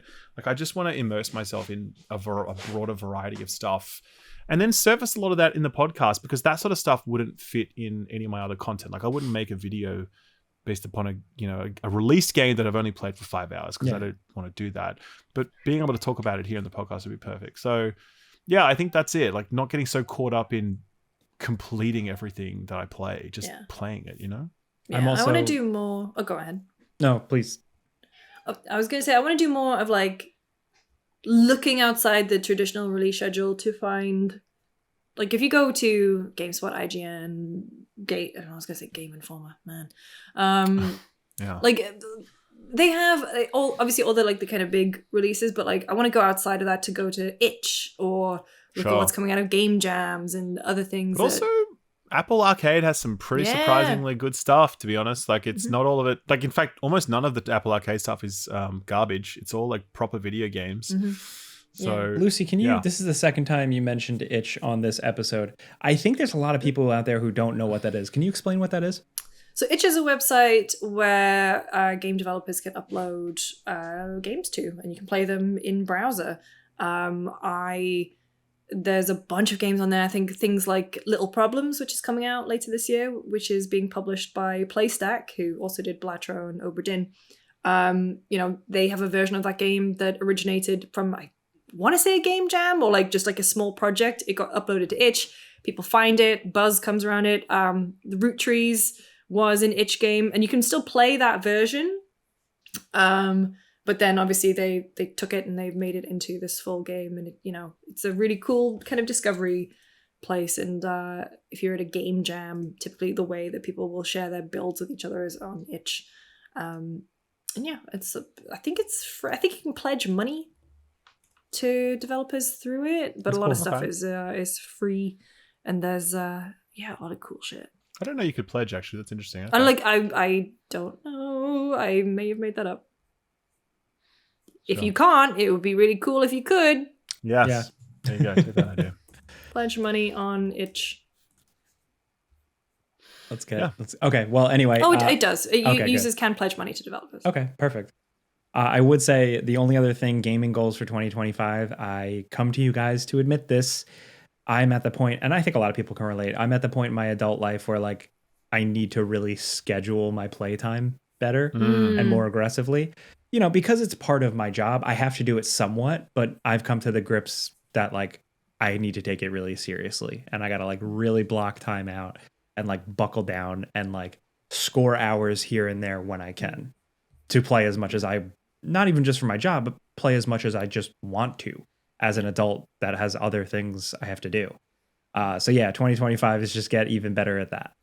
Yeah, I need to start getting up earlier, which is difficult. Like I have chronic fatigue syndrome. It's tough. Like I need a certain amount of rest just to be a normal, like, and that's the thing, like if I yawn, it's not because I'm ever bored, it's because I literally have a fucking chronic illness. Chronically thrilled to be here. So like I want to be up earlier, and like I would love to start my day with an hour or two of gaming rather than just, you know, waking up 15 minutes before I have to be in a meeting, which is true. And if you're at work and watching this, yeah, sorry. But it's I fucking have Real to. talk. Real talk, Yeah, dude. man. Talk that talk. Yeah, I want to do that more too. But also I want to make sure that I'm balancing, because I'm deliberately moving to be closer to friends, and I spent a lot of time with my friends over the holidays, and I just forgot how rejuvenating that can be. Yeah. Yeah. So yeah. It must be nice to have friends. What are you talking about? We're your friends. Yeah. Internet friends. Yeah, sure. You're like, that pause was great. Yeah, sure. Yeah. You guys did that to me one time. Remember one time I was like, hey, I love you guys. And you guys were like, okay. I said that. I said I love Lucy you. said she loved you, and I was like, that's nice. I'm working Thanks. on Ralph. I'm working on him. I'll get you maybe this year. All right. Next question. This is given your success in the industry and becoming household names. I can't read it. Sorry. Becoming household names for most gamers. Do you ever suffer from imposter syndrome? I guess we're getting a little personal here. In tandem with this, what do you do to balance stress, block out unwarranted voices, and step away from work to avoid it negatively impacting your mental health? All the best, both personally and for the podcast in 2025. Daniel L. I've been asked many times about whether or not I ever suffer from imposter syndrome, and my response to it is always the same. No. But what's the opposite of that? What is the opposite of that? It's a joke. Imposter syndrome? The point is, no, I do not suffer imposter syndrome.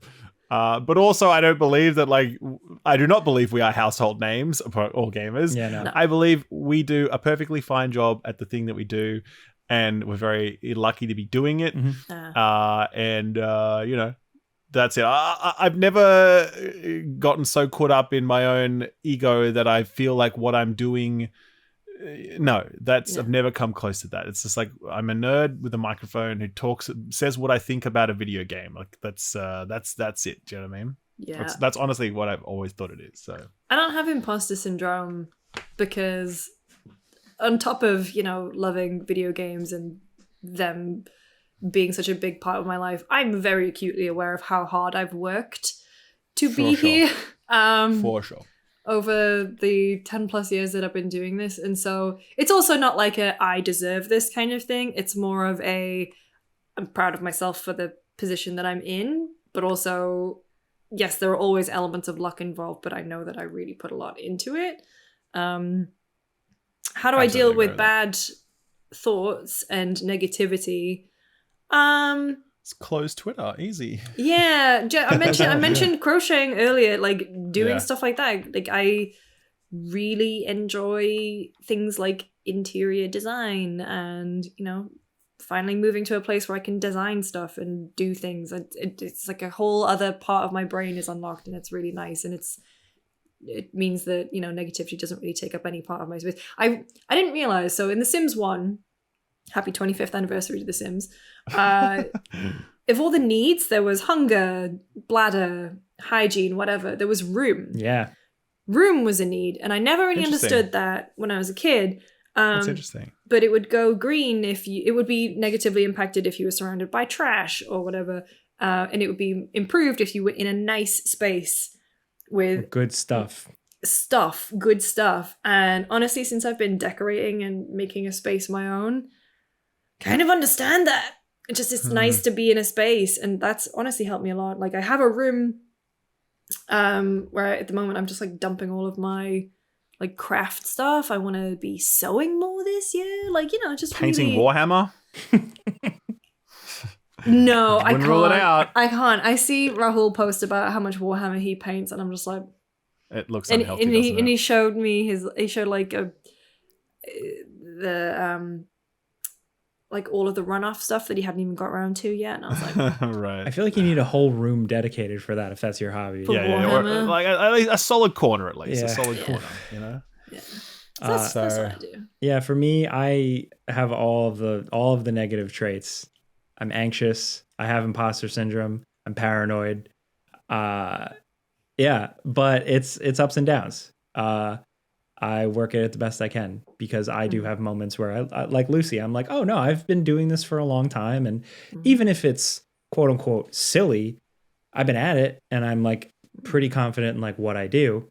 Yeah, it's just managing those. For me, it's just managing those ups and downs feelings.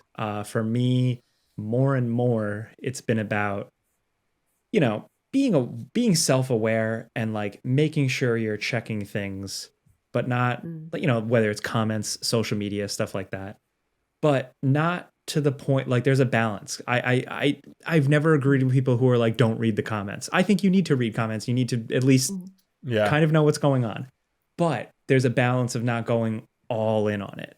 Yeah. And so over time, I've kind of found that. Imposter syndrome is a tricky thing because for me, it's like, this is a job that, you know, I think most people look at and they go, oh, I could probably do that. And a lot of people would like to do this. So it's like, you always feel like you have like somebody gunning for your job, you know? But all you do is just, for me, it's head down and work. That has really worked for me. It used to be like scroll all day and like post on Twitter and be like me. But like that doesn't amount to shit. The only thing that amounts to something is the work, which for me and my job is like sitting down, writing, editing, producing, coordinating, and that's it. And that's helped. So what I'm saying is how to help your mental health, just work harder. No, not really. But yeah, you get what I'm saying. Play more video games and work harder is the message we're putting out this podcast. Absolutely. No, I think as well, I mean, I think about like negativity and stuff. I definitely, it's never bothered me well, like at different points in time, it bothered me a little bit. Certainly starting out like when I was earlier on, but eventually you get enough experience under your belt. You're like, you know how to weather a storm when a lot of people are very mad at you about an opinion you've held. Yeah. And you're like, this too will pass. You know, like the first time that I ever encountered that was like, I don't know, like Destiny 2, where I was like, actually, I don't think this is very good. And then a lot of people get mad, and then, you know, different games over the years where that happens, and, you know, eventually, and you just develop a thicker skin and more of a willingness to sort of like stand by your own perspective. But I also think as well, like I do think a large portion of, or not large, but a certain portion of gaming discourse has become way worse over the last like 18 months. And I think I've, you know, just not engaged with that. And I've just really focused on what I'm interested in talking about. You know, like I think there are a lot of challenges in the industry that I'm really focused on talking about, particularly when it comes to like CEOs and their bullshit and layoffs and like, you know, monetization of video games and all that sort of stuff. Like that's what I'm really focused on. And I think if you choose and like you just choose to talk about the games that interest you, and you choose to talk about the topics that interest you. And I think if you try to pull yourself into discussions that don't interest you as much, I don't think that's helpful. You know what I mean? You can't control all of that stuff. I think you can only control what you yourself are willing to say or do. And I just have become much more disciplined over the years about what I put out. And I found that's helped me block out a lot of negativity because I'm not inviting a lot of that stuff into my own world. Do you know what I mean?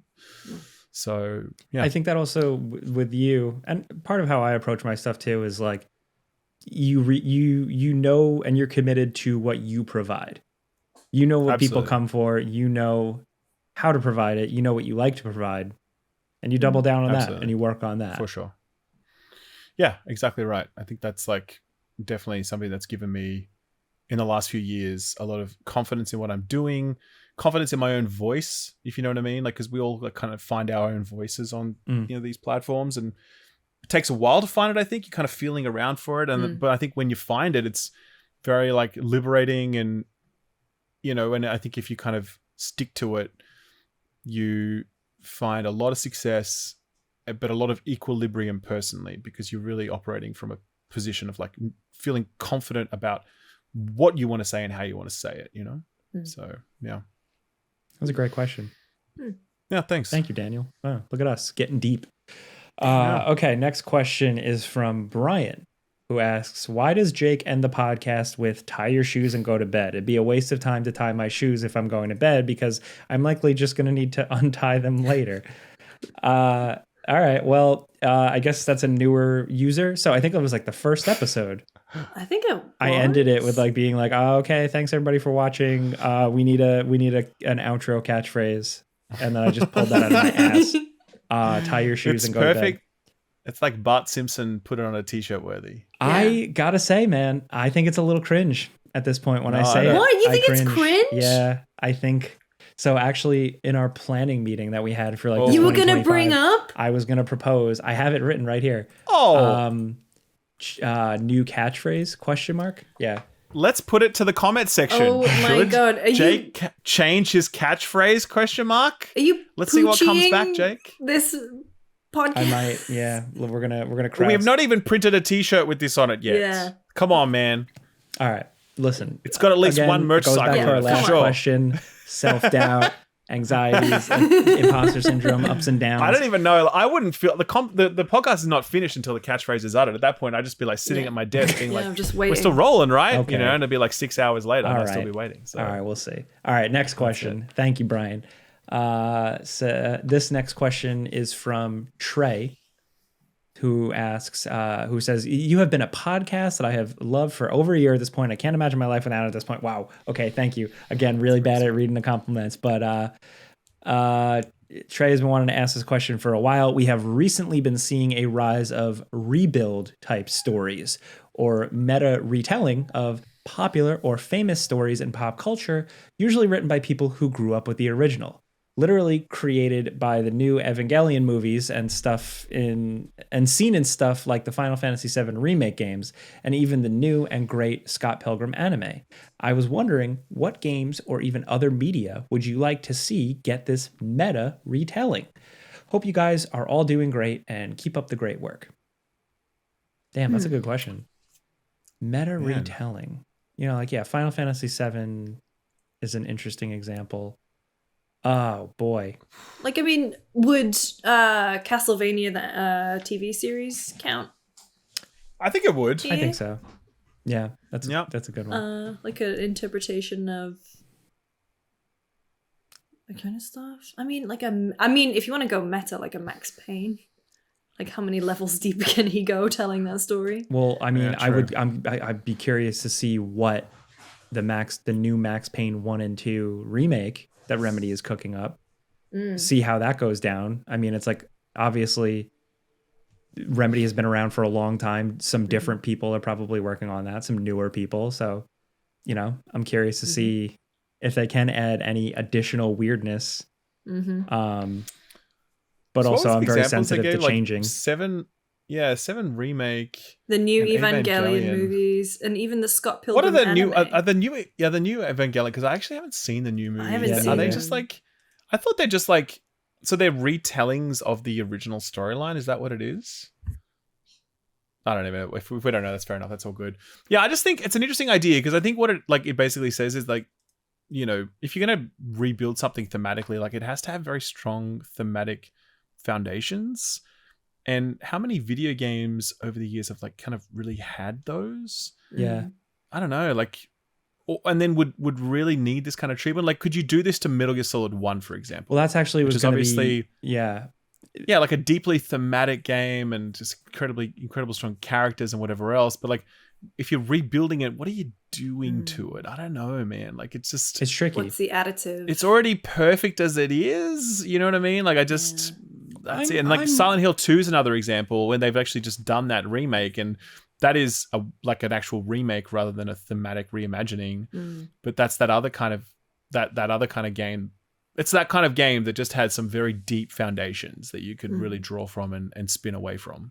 I'm more curious to see, like, because he mentioned specifically a retelling of famous stories in pop culture written by people who grew up with the original. For like, I'm more curious to see new things that wear their influences really heavily on their sleeve. I don't know. You watch it, like even like new things in an existing universe, like that new Star Wars show Skeleton Crew is clearly made by people who were obsessed with Spielberg and the Goonies and stuff like that. And that's cool. You know, whether or not you want fucking suburbs to exist in the Star Wars universe, which made me feel deeply uncomfortable, that's a whole other podcast. I think just the fact that, you know, people are taking inspirations and making new things can be interesting, especially as it gets closer to like our, like, oh, I grew up with that too. It's so weird that they're doing that, you know? So in games, it's tricky though. So I don't know, but that's a really good question. Yeah, I don't really have an answer. That's a good question. Yeah, nothing really jumps out at me. I guess that's the kind of thing as well where, I don't know, I guess that's a creative would have to really see something in something and decide that there's, you know, they want to build from that or bring that back, and there's nothing that I can think off the top of my head that really fits that mold. All right, next question is from David Summers, who says, as we all grew up in an era where games were much less accessible than they are today, do you guys have any games that used Stockholm Syndrome to convince you they were good? A game you owned, and because it was all you had, you convinced yourself it was much better than it actually was? Yes, absolutely. That was a huge thing. You would get a game and you wouldn't get another game for 6 months, a year. Yeah. You better fucking commit to liking that game. For me, it was the Game Boy era. I would get a Game Boy game, and there were a lot of crap Game Boy games. For every good Game Boy game and Game Boy Color game, there was like a really bad one. I had like Jeff Gordon NASCAR racing. I never watched NASCAR a day in my life, but for some reason, somebody got me that game. And I was like, I gotta figure out how to learn to love this because it's all I had. I had that in Pokemon Red. So So for me, it was a lot of Game Boy NASCAR on games. Game Boy, man, that's gotta suck right there. Oh no! Okay, so I just googled mine because I was trying to think of one, and you said Game Boy Color, so I looked for the Mummy Returns game. Oh, dude, that game was fucking awesome. Yeah, well, it got a 3 out of 10 on IGN with lackluster action and puzzles, poor, nay, crappy controls, and atrocious graphics and sound. You could run just around found as in emo. real time an example of what we're talking about where Jake has tricked himself into thinking this game was good. It was actually arse. You could run around as Emotep. You could suck people. And like, you could suck Emotep's the life out of people. life-draining force both share something in common. They suck. Oh. I got another one off the top of my head. Probably the most recent one. Not the most recent, but getting an Xbox 360. My friend and I both went and got Xbox 360s. We waited on a line like overnight during like a winter storm, right, for the midnight launch or whatever. We both got in. He got Condemned Criminal Origins and Call of Duty 2. And I bought Perfect Dark Zero and Cameo Elements of Power. Oh, yeah. I could tell Perfect Dark was so bad, but Cameo Elements of Power, I convinced myself that it was like incredible. And it's fine. It's so forgettable though. But I was like, this is all I got, man. I better fucking love this. I skipped school for this.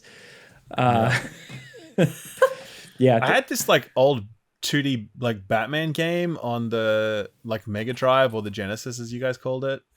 I forget what it was, but it was like in the Batman Returns era, and the first level was like on a train or some shit, and I just played that game endlessly, but it was so hard for me when I was a little kid that I just couldn't get past that first level. So my memories of that game were just playing that same level over and over again. And I realized that like I think a lot of my early gaming life would have been that. Like I started on the NES, and I remember like playing Gradius on the NES. And I swear to God, I only know up to like mission 3 on that. Right? I played mission 1, 2, and 3 so many fucking times, but I couldn't get past mission 3. There might be 800 missions in that game for all I know, right? But I only got up to mission 3. So yeah, man. Yeah. It was There's so many examples. I think we could do a whole episode on California games. Do you reckon California games was worth it back then? Or were we like, is that rose tinted glasses? Do you guys even know what I'm talking about? California games? They made like, wait, They were California Games was an old collection of like, it was a PC game, and it had like hacky sack, it had surfing, it had like all that sort of shit. This is a bit ahead of my time. This is like obviously before sorry, you guys' I'm not time. Yeah. Anyway, I played a lot of California games. Leisure Suit Larry, I played that as well. That is absolutely one that we forced ourselves to like because we're like dick jokes, you know, whereas really it was just fucking garbage. There was a lot of like generic, weird PS1, PS2 games that were like really forgettable, but I was like committed to liking them, like Tack and the Power of Juju. And the one That's right. The one about the Australian guy. Croc. Hey, Croc's coming back. Yeah, Croc's back. KO the kangaroo. The guy, Ty the Tasmanian. Ty the tiger. Yeah, Tasmanian PS1, tiger. there was Jersey Devil. Man, there's so many. I don't even know what anyway, that is. like I said, we could do a whole episode on this. But you got time for one more? What do you think? You got time. Yeah. All right. Have you ever thought of a song that unintentionally lines up with a game or its trailer perfectly? For example, Stone Sour's Through Glass over the launch trailer for Silent Hill 2 Remake. It fits too well. Almost the song was like written for the game. Love the show. From Kev. This is a Lucy ass question. I'm looking up AMVs right now. Yeah, a song What's that AMV? unintentionally lines up Video with a game or trailer game. perfectly. Yeah, definitely stick with me here. Okay. Devil May Cry 1 with I think it was Stained. Was it Stained? It was Now that we're here so far away. That one. When Dante's like pulling himself up off the sword that like stabs him at the beginning of the game. That's perfect. Anyway, that's what I got. Yeah, no, I got nothing on this front. I also don't have anything. I just like this quote. Oh, here we go. Hang on. There's a Linkin Park in the end Final Fantasy 9 AMV. For 9, huh? There were Interesting. so Weird many. Fit. There's a Half-Life 2 one. There's an Arcane one. There's a lot of AMVs for. Here we go. AMV? What is AMV? It's like a music video that you make with clips from a TV show. Yeah, like you would do What is Goku versus Frieza.mkv, like with There's Linkin a fucking Park. in the end Final Fantasy 7 Cloud Strife AMV. I'm watching this right now. Oh yeah. This is my shit. That's such a specific question. I love it. Songs that unintentionally line up with a game or its trailer perfectly. There's a lot of great songs that were in trailers that like I associate we talked about with that the games. recently. Yeah, but unintentionally, that's a brainworm question right there in a good way. Yeah, I'm gonna wake up in the middle of the night and be like, I'm gonna think of one. Yeah, The Hand That Feeds goes so well with Metal Gear Solid 2. Actually, I might have cooked there. Might have. Anyway, thank you for your questions, everyone. Yeah. Wait, hang on. I want to do one more. We got time? Okay, Let's do one more. Okay. Yay. All right. Let's see. Stay with me here. Okay. Longtime user here. This is from Thomas, who says, longtime user here, and I really appreciate hanging with you guys. Kind of like a ghost during all these years. I like that. I like thinking of people as ghosts. I also like that you skipped the question that says, you guys are my second favorite podcast ever. It's like, we have to be number one. Yeah, I was like, fuck that. Yeah, that's right. Yeah. That's terrible. So I have a bit of a mundane question with an added twist, mind you. Since you guys have different backgrounds, tastes, and so on, what could be the perfect video game fit for the Friends Per Second cast? A genuine gameplay, ambience, genre that could enthrall all of you three at the same time. Does it already exist? If not, I'll be interested to hear your brainstorm. What I think I'm really a asking cozy game. Read the rest of the question. What's the rest of the question? Will there be guns in it for Jake? Yeah, that's right. Exactly. I think cozy game for Lucy, and then I think the survival genre has lots of cozy game elements, and I'm happy with a survival game. I hate a survival. So then, if we can game. just add a skateboard to it, yeah, With a or gun. or a gun, I think we're good. So like having to like run a skate park and build it from scratch, and like while also skating around it. All right, here's my I pitch. think this is kind of a sick idea. Here's my pitch. Okay, remember Airblade? Yes. Yeah, absolutely. Okay, Great game. So Great Airblade, game. but there's loot. Probably not a great game. Airblade, but there's Airblade, loot? but there's loot, and instead of a guy Okay. on a hoverboard, you're like a cute raccoon on a hoverboard. That's it. That's the game. Change that raccoon to a cat. Yeah. Oh, I actually think no, we he have doesn't a like cats. multi-million-dollar seller at that point. Yeah. I can put up with a cat if he's on a skateboard or hoverboard. I'd do that.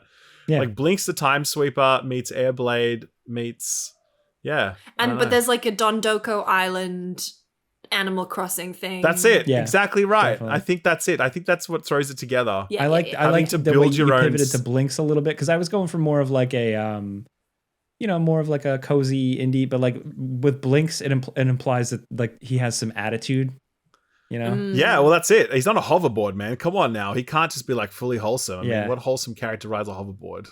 Fucking Marty McFly. That's about it. That's it. Yeah, that's the only one. Wow. That's the only one. All right, we did it. I'm good at this. I'm gonna get into game development. It's so easy. See? Yeah, it's so It's simple. so This is easy. just all AI prompts, guys. That's it. We just Yeah. pump this into Come the on, you guys can't AI, do and this. then Just they'll make type the it in. game for us. Yeah. Thanks, AI. Well, thank you guys very much for your questions. That was a lot of fun. We're gonna try and do that every so often, maybe as like an end of the year thing or something. Yes. But last but certainly not least, the show and tell sequence. This is where we kind of bring something that we've been enjoying that isn't a video game. So I'll go first, actually. I, during the holiday break, I often do this, like January time, I catch up on a bunch of movies. I try and catch up on a lot of movies that were like big hits, critical or fan, like during the year, like movies that are like up for awards season and stuff like that. I like movies, so I try to watch everything. So yeah, I have been watching a shit ton. So Ooh. I would just like what are the highlights? I'll just Rattle 'em rapid off. fire because I have a letterbox now just to keep track of what I'm watching. Letterboxd is maybe the best social media platform. Okay, so let's see. How do I go to my movies? I'm like a little boomer. Okay. This is how Scorsese uses Letterboxd as well. All right. Does. Heat. Good. Incredible. Nice. Yeah. I rewatched. It gets better with age as well. I remember watching Heat at first, being like, and then you watch it when you get a bit older, and you're like, Yeah, okay, Heat's a vibe right. now. Seeing like two men. That's It's like a such a romance vibe. kind of.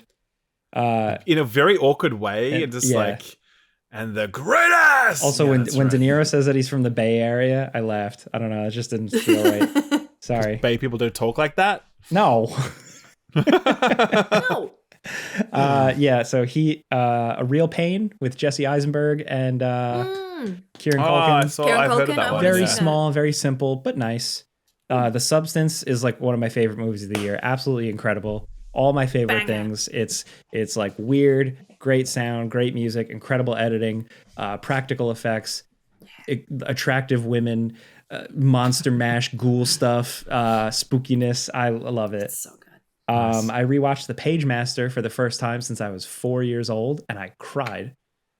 This is an animated movie. Oh, you don't have to tell me about the Page Oh, Master. bro! Oh, thank God. Okay, there's someone else. I fucking. I don't know. I don't know what It's a movie. It's a movie about Macaulay Culkin, where he goes on his bike and he gets lost and he ends up in a library run by Christopher Lloyd. But it turns out Christopher Lloyd in this is actually a book wizard, and so.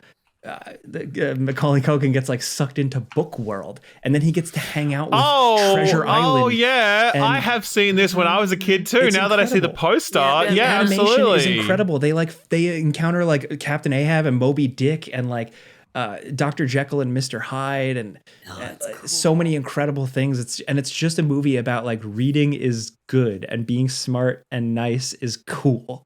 And I love that. That is cool. Patrick Stewart, Whoopi Goldberg. Yeah. Leonard Nimoy. Okay. Leonard man. Nimoy is Dr. Jekyll, and he has like Right. 3 lines, and it's incredible. Oh, it's. I thought it was Noah Wiley was in this one, but he's in The Librarian. Oh, Quest for yeah. the Spear. All right, I'll just rapid fire off Yeah. the rest. Juror number 2, okay. Yeah. Nosferatu, very good. Wicked, it. I get it now. Here, I wanted Robert Zemeckis to have a real good comeback. It was kind of whatever. Joker 2, not good. Saturday night, as a Saturday Night Live history enjoyer, Saturday night was fantastic. Conclave. Oh, really? Okay, cool. Conclave also really good. Oh, I want to watch that. Gossip Pope. The Apprentice Gossip Pope, was yeah. like almost really good. It's really good if you like Jeremy Strong.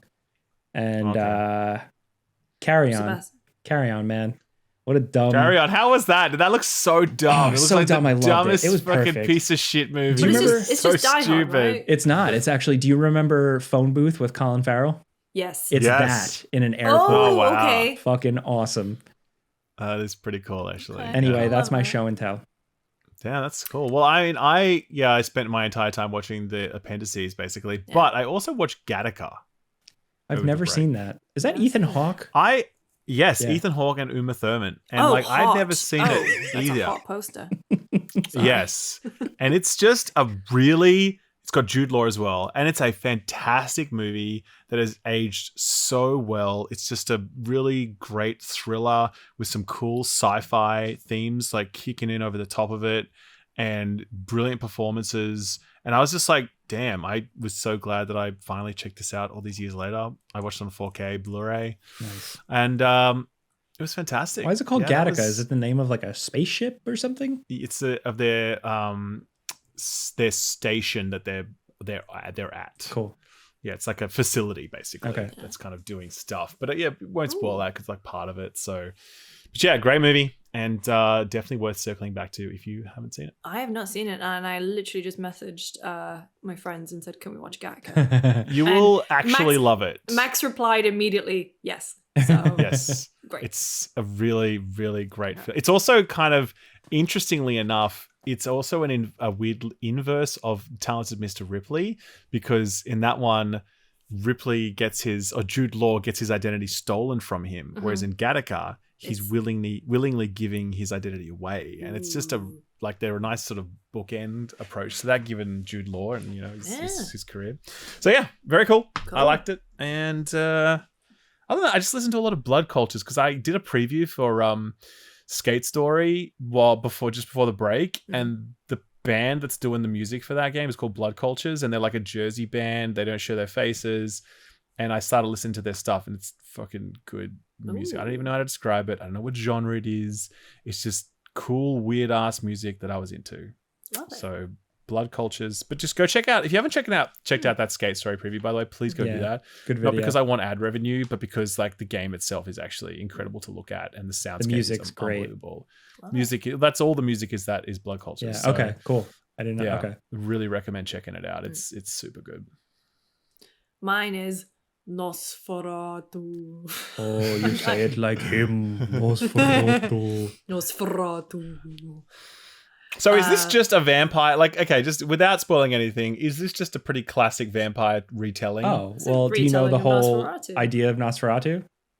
Well, only the highest level. So Nosferatu like, is like a bootleg version of Bram Stoker's Dracula. So it's essentially okay, the story of Dracula with a couple of things changed to avoid. Yeah. Mhm. But also a couple of like interesting pivots. Mm. My favorite thing was, being from the north of England, is Whitby is where it's like Dracula was, Nosferatu was, and so when it was literally like Whitby mentioned. Whee! No, I mean I'm a fan of Eggers. Oh, What a great surname. Big Like he egghead. sounds like Eggers. I'm a big fan, and I think he does like tone and pacing really well, and there was something just very like I think Jake, you might have said this, but I felt like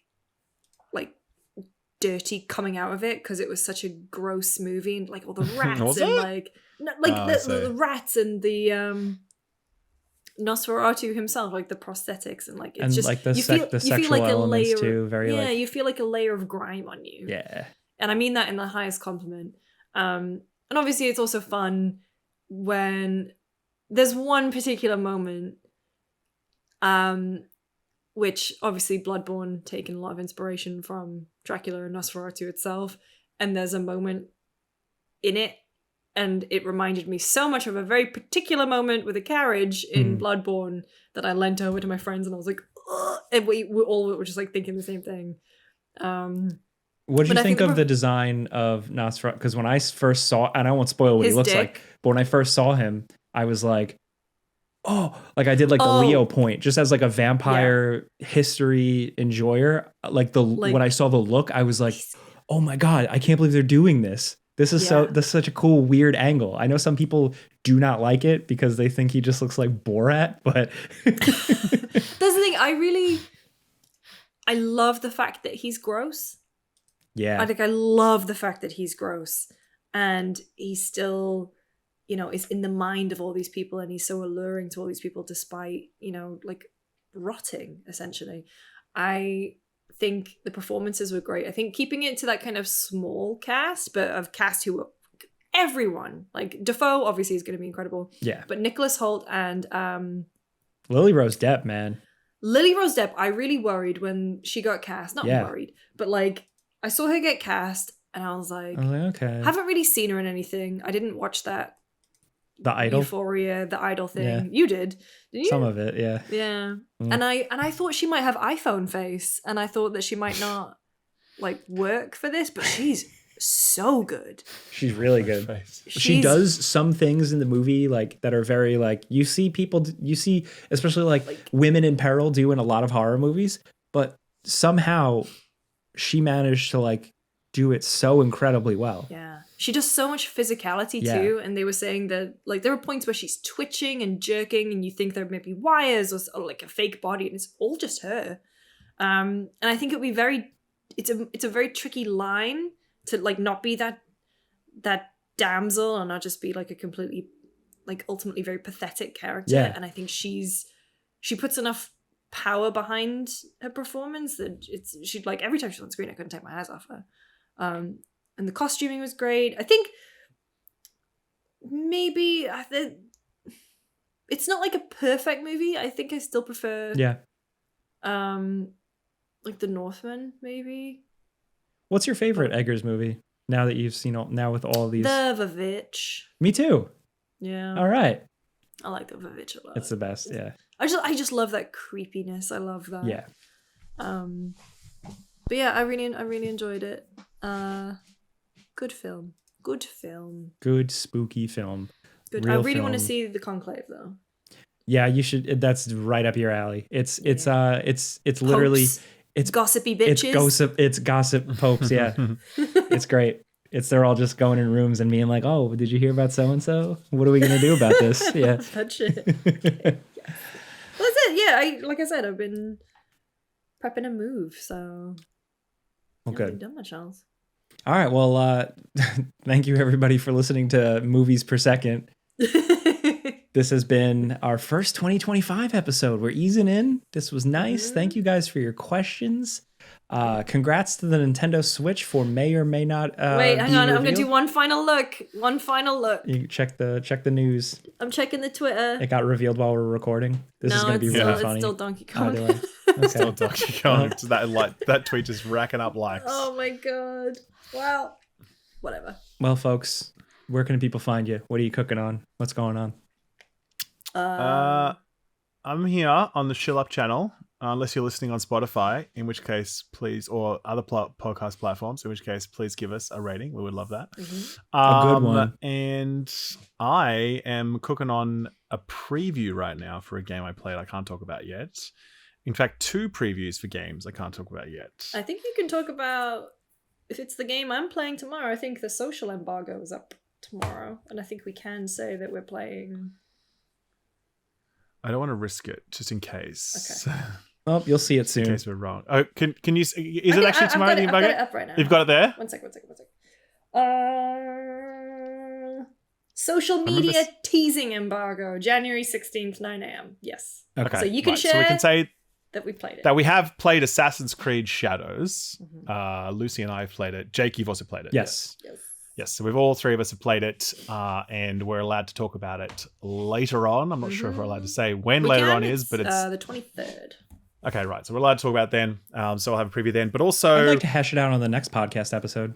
Definitely, we will for sure. We will. Definitely. And I think Civilization as well. I'm not sure the embargo is for that. The embargo that's like pretty soon. Oh man. But Gonna be playing a little bit of that. Austin's actually going to be doing a review of that on my channel, because I'm going to be focusing on Kingdom Come. But I'm really interested just to check out a little bit of Civ, kind of doing what I said before, like, just get a few hours into it, because I'm really keen for it. I just am super busy the next little while. So yeah. So that's what I'm working on. Okay. I am working on some new shows over at Gamespot, which you'll see in a few weeks. And then the other stuff I'm doing is we are, again, it's not going to be for a couple of weeks, but we're doing the next season of Jeff's Bizarre Adventure, which is our anime podcast with Jeff Bacala and Tam from GameSpot Giant Bomb, and Super Eye Patch Wolf, a fantastic YouTuber who you should check out. We guide Jeff Bacala through anime because he'd never seen any, so we started him off with JoJo's Bizarre Adventure. And now the next one we're doing is Berserk. So wow, nice, big shift. What, the 90s, like that 90s anime, yes. or the early 2000s, was it? It was 90s, wasn't it? Yeah, the good one. Yeah, that's right. So we're doing that. He has no idea what he's in for, like, at all. The only thing he knows about Berserk is that FromSoft borrow from it excessively. Also, the pitch for Jeff as a guy going into this blind is kind of like he's kind of like me. I don't know how to best to describe him. He's like a guy from New Jersey. He's extremely normal and cool, and I love him very much. Yeah. Exactly. So he's exactly like you. Yeah. See? But no, so I love that he's been on this anime journey, and like he's been embracing it and really loves it. And I think he has like JoJo posters in his office now, which is great. Right, that's cool. Fully indoctrinated. I feel like we're doing good work. And so yeah, we'll be doing that in a couple of weeks. And other than that, I don't know. Technically, like 2 days ago was my first day back in the office. Welcome back. Sure. So I'm still catching up on emails, and if I owe you one, I'm sorry. Well, for me, I am working on myself. Catch me in the gym. All right. That's where we're at. 2025. New year, new me. I mean, I started way back in 2024, but it's a slow process. But consistency is key. Exactly. And I've been good. So yeah, that's it. I'm Jake Baldino. That's Skill Up. That's Lucy James. Thank you guys for listening. Happy 2025. Let's get to it. Tie your shoes and go to bed. That felt feels good. nice. That it feels felt right, nice to hear it. It feels That's right. it. Exactly right. Yeah, we can't change it.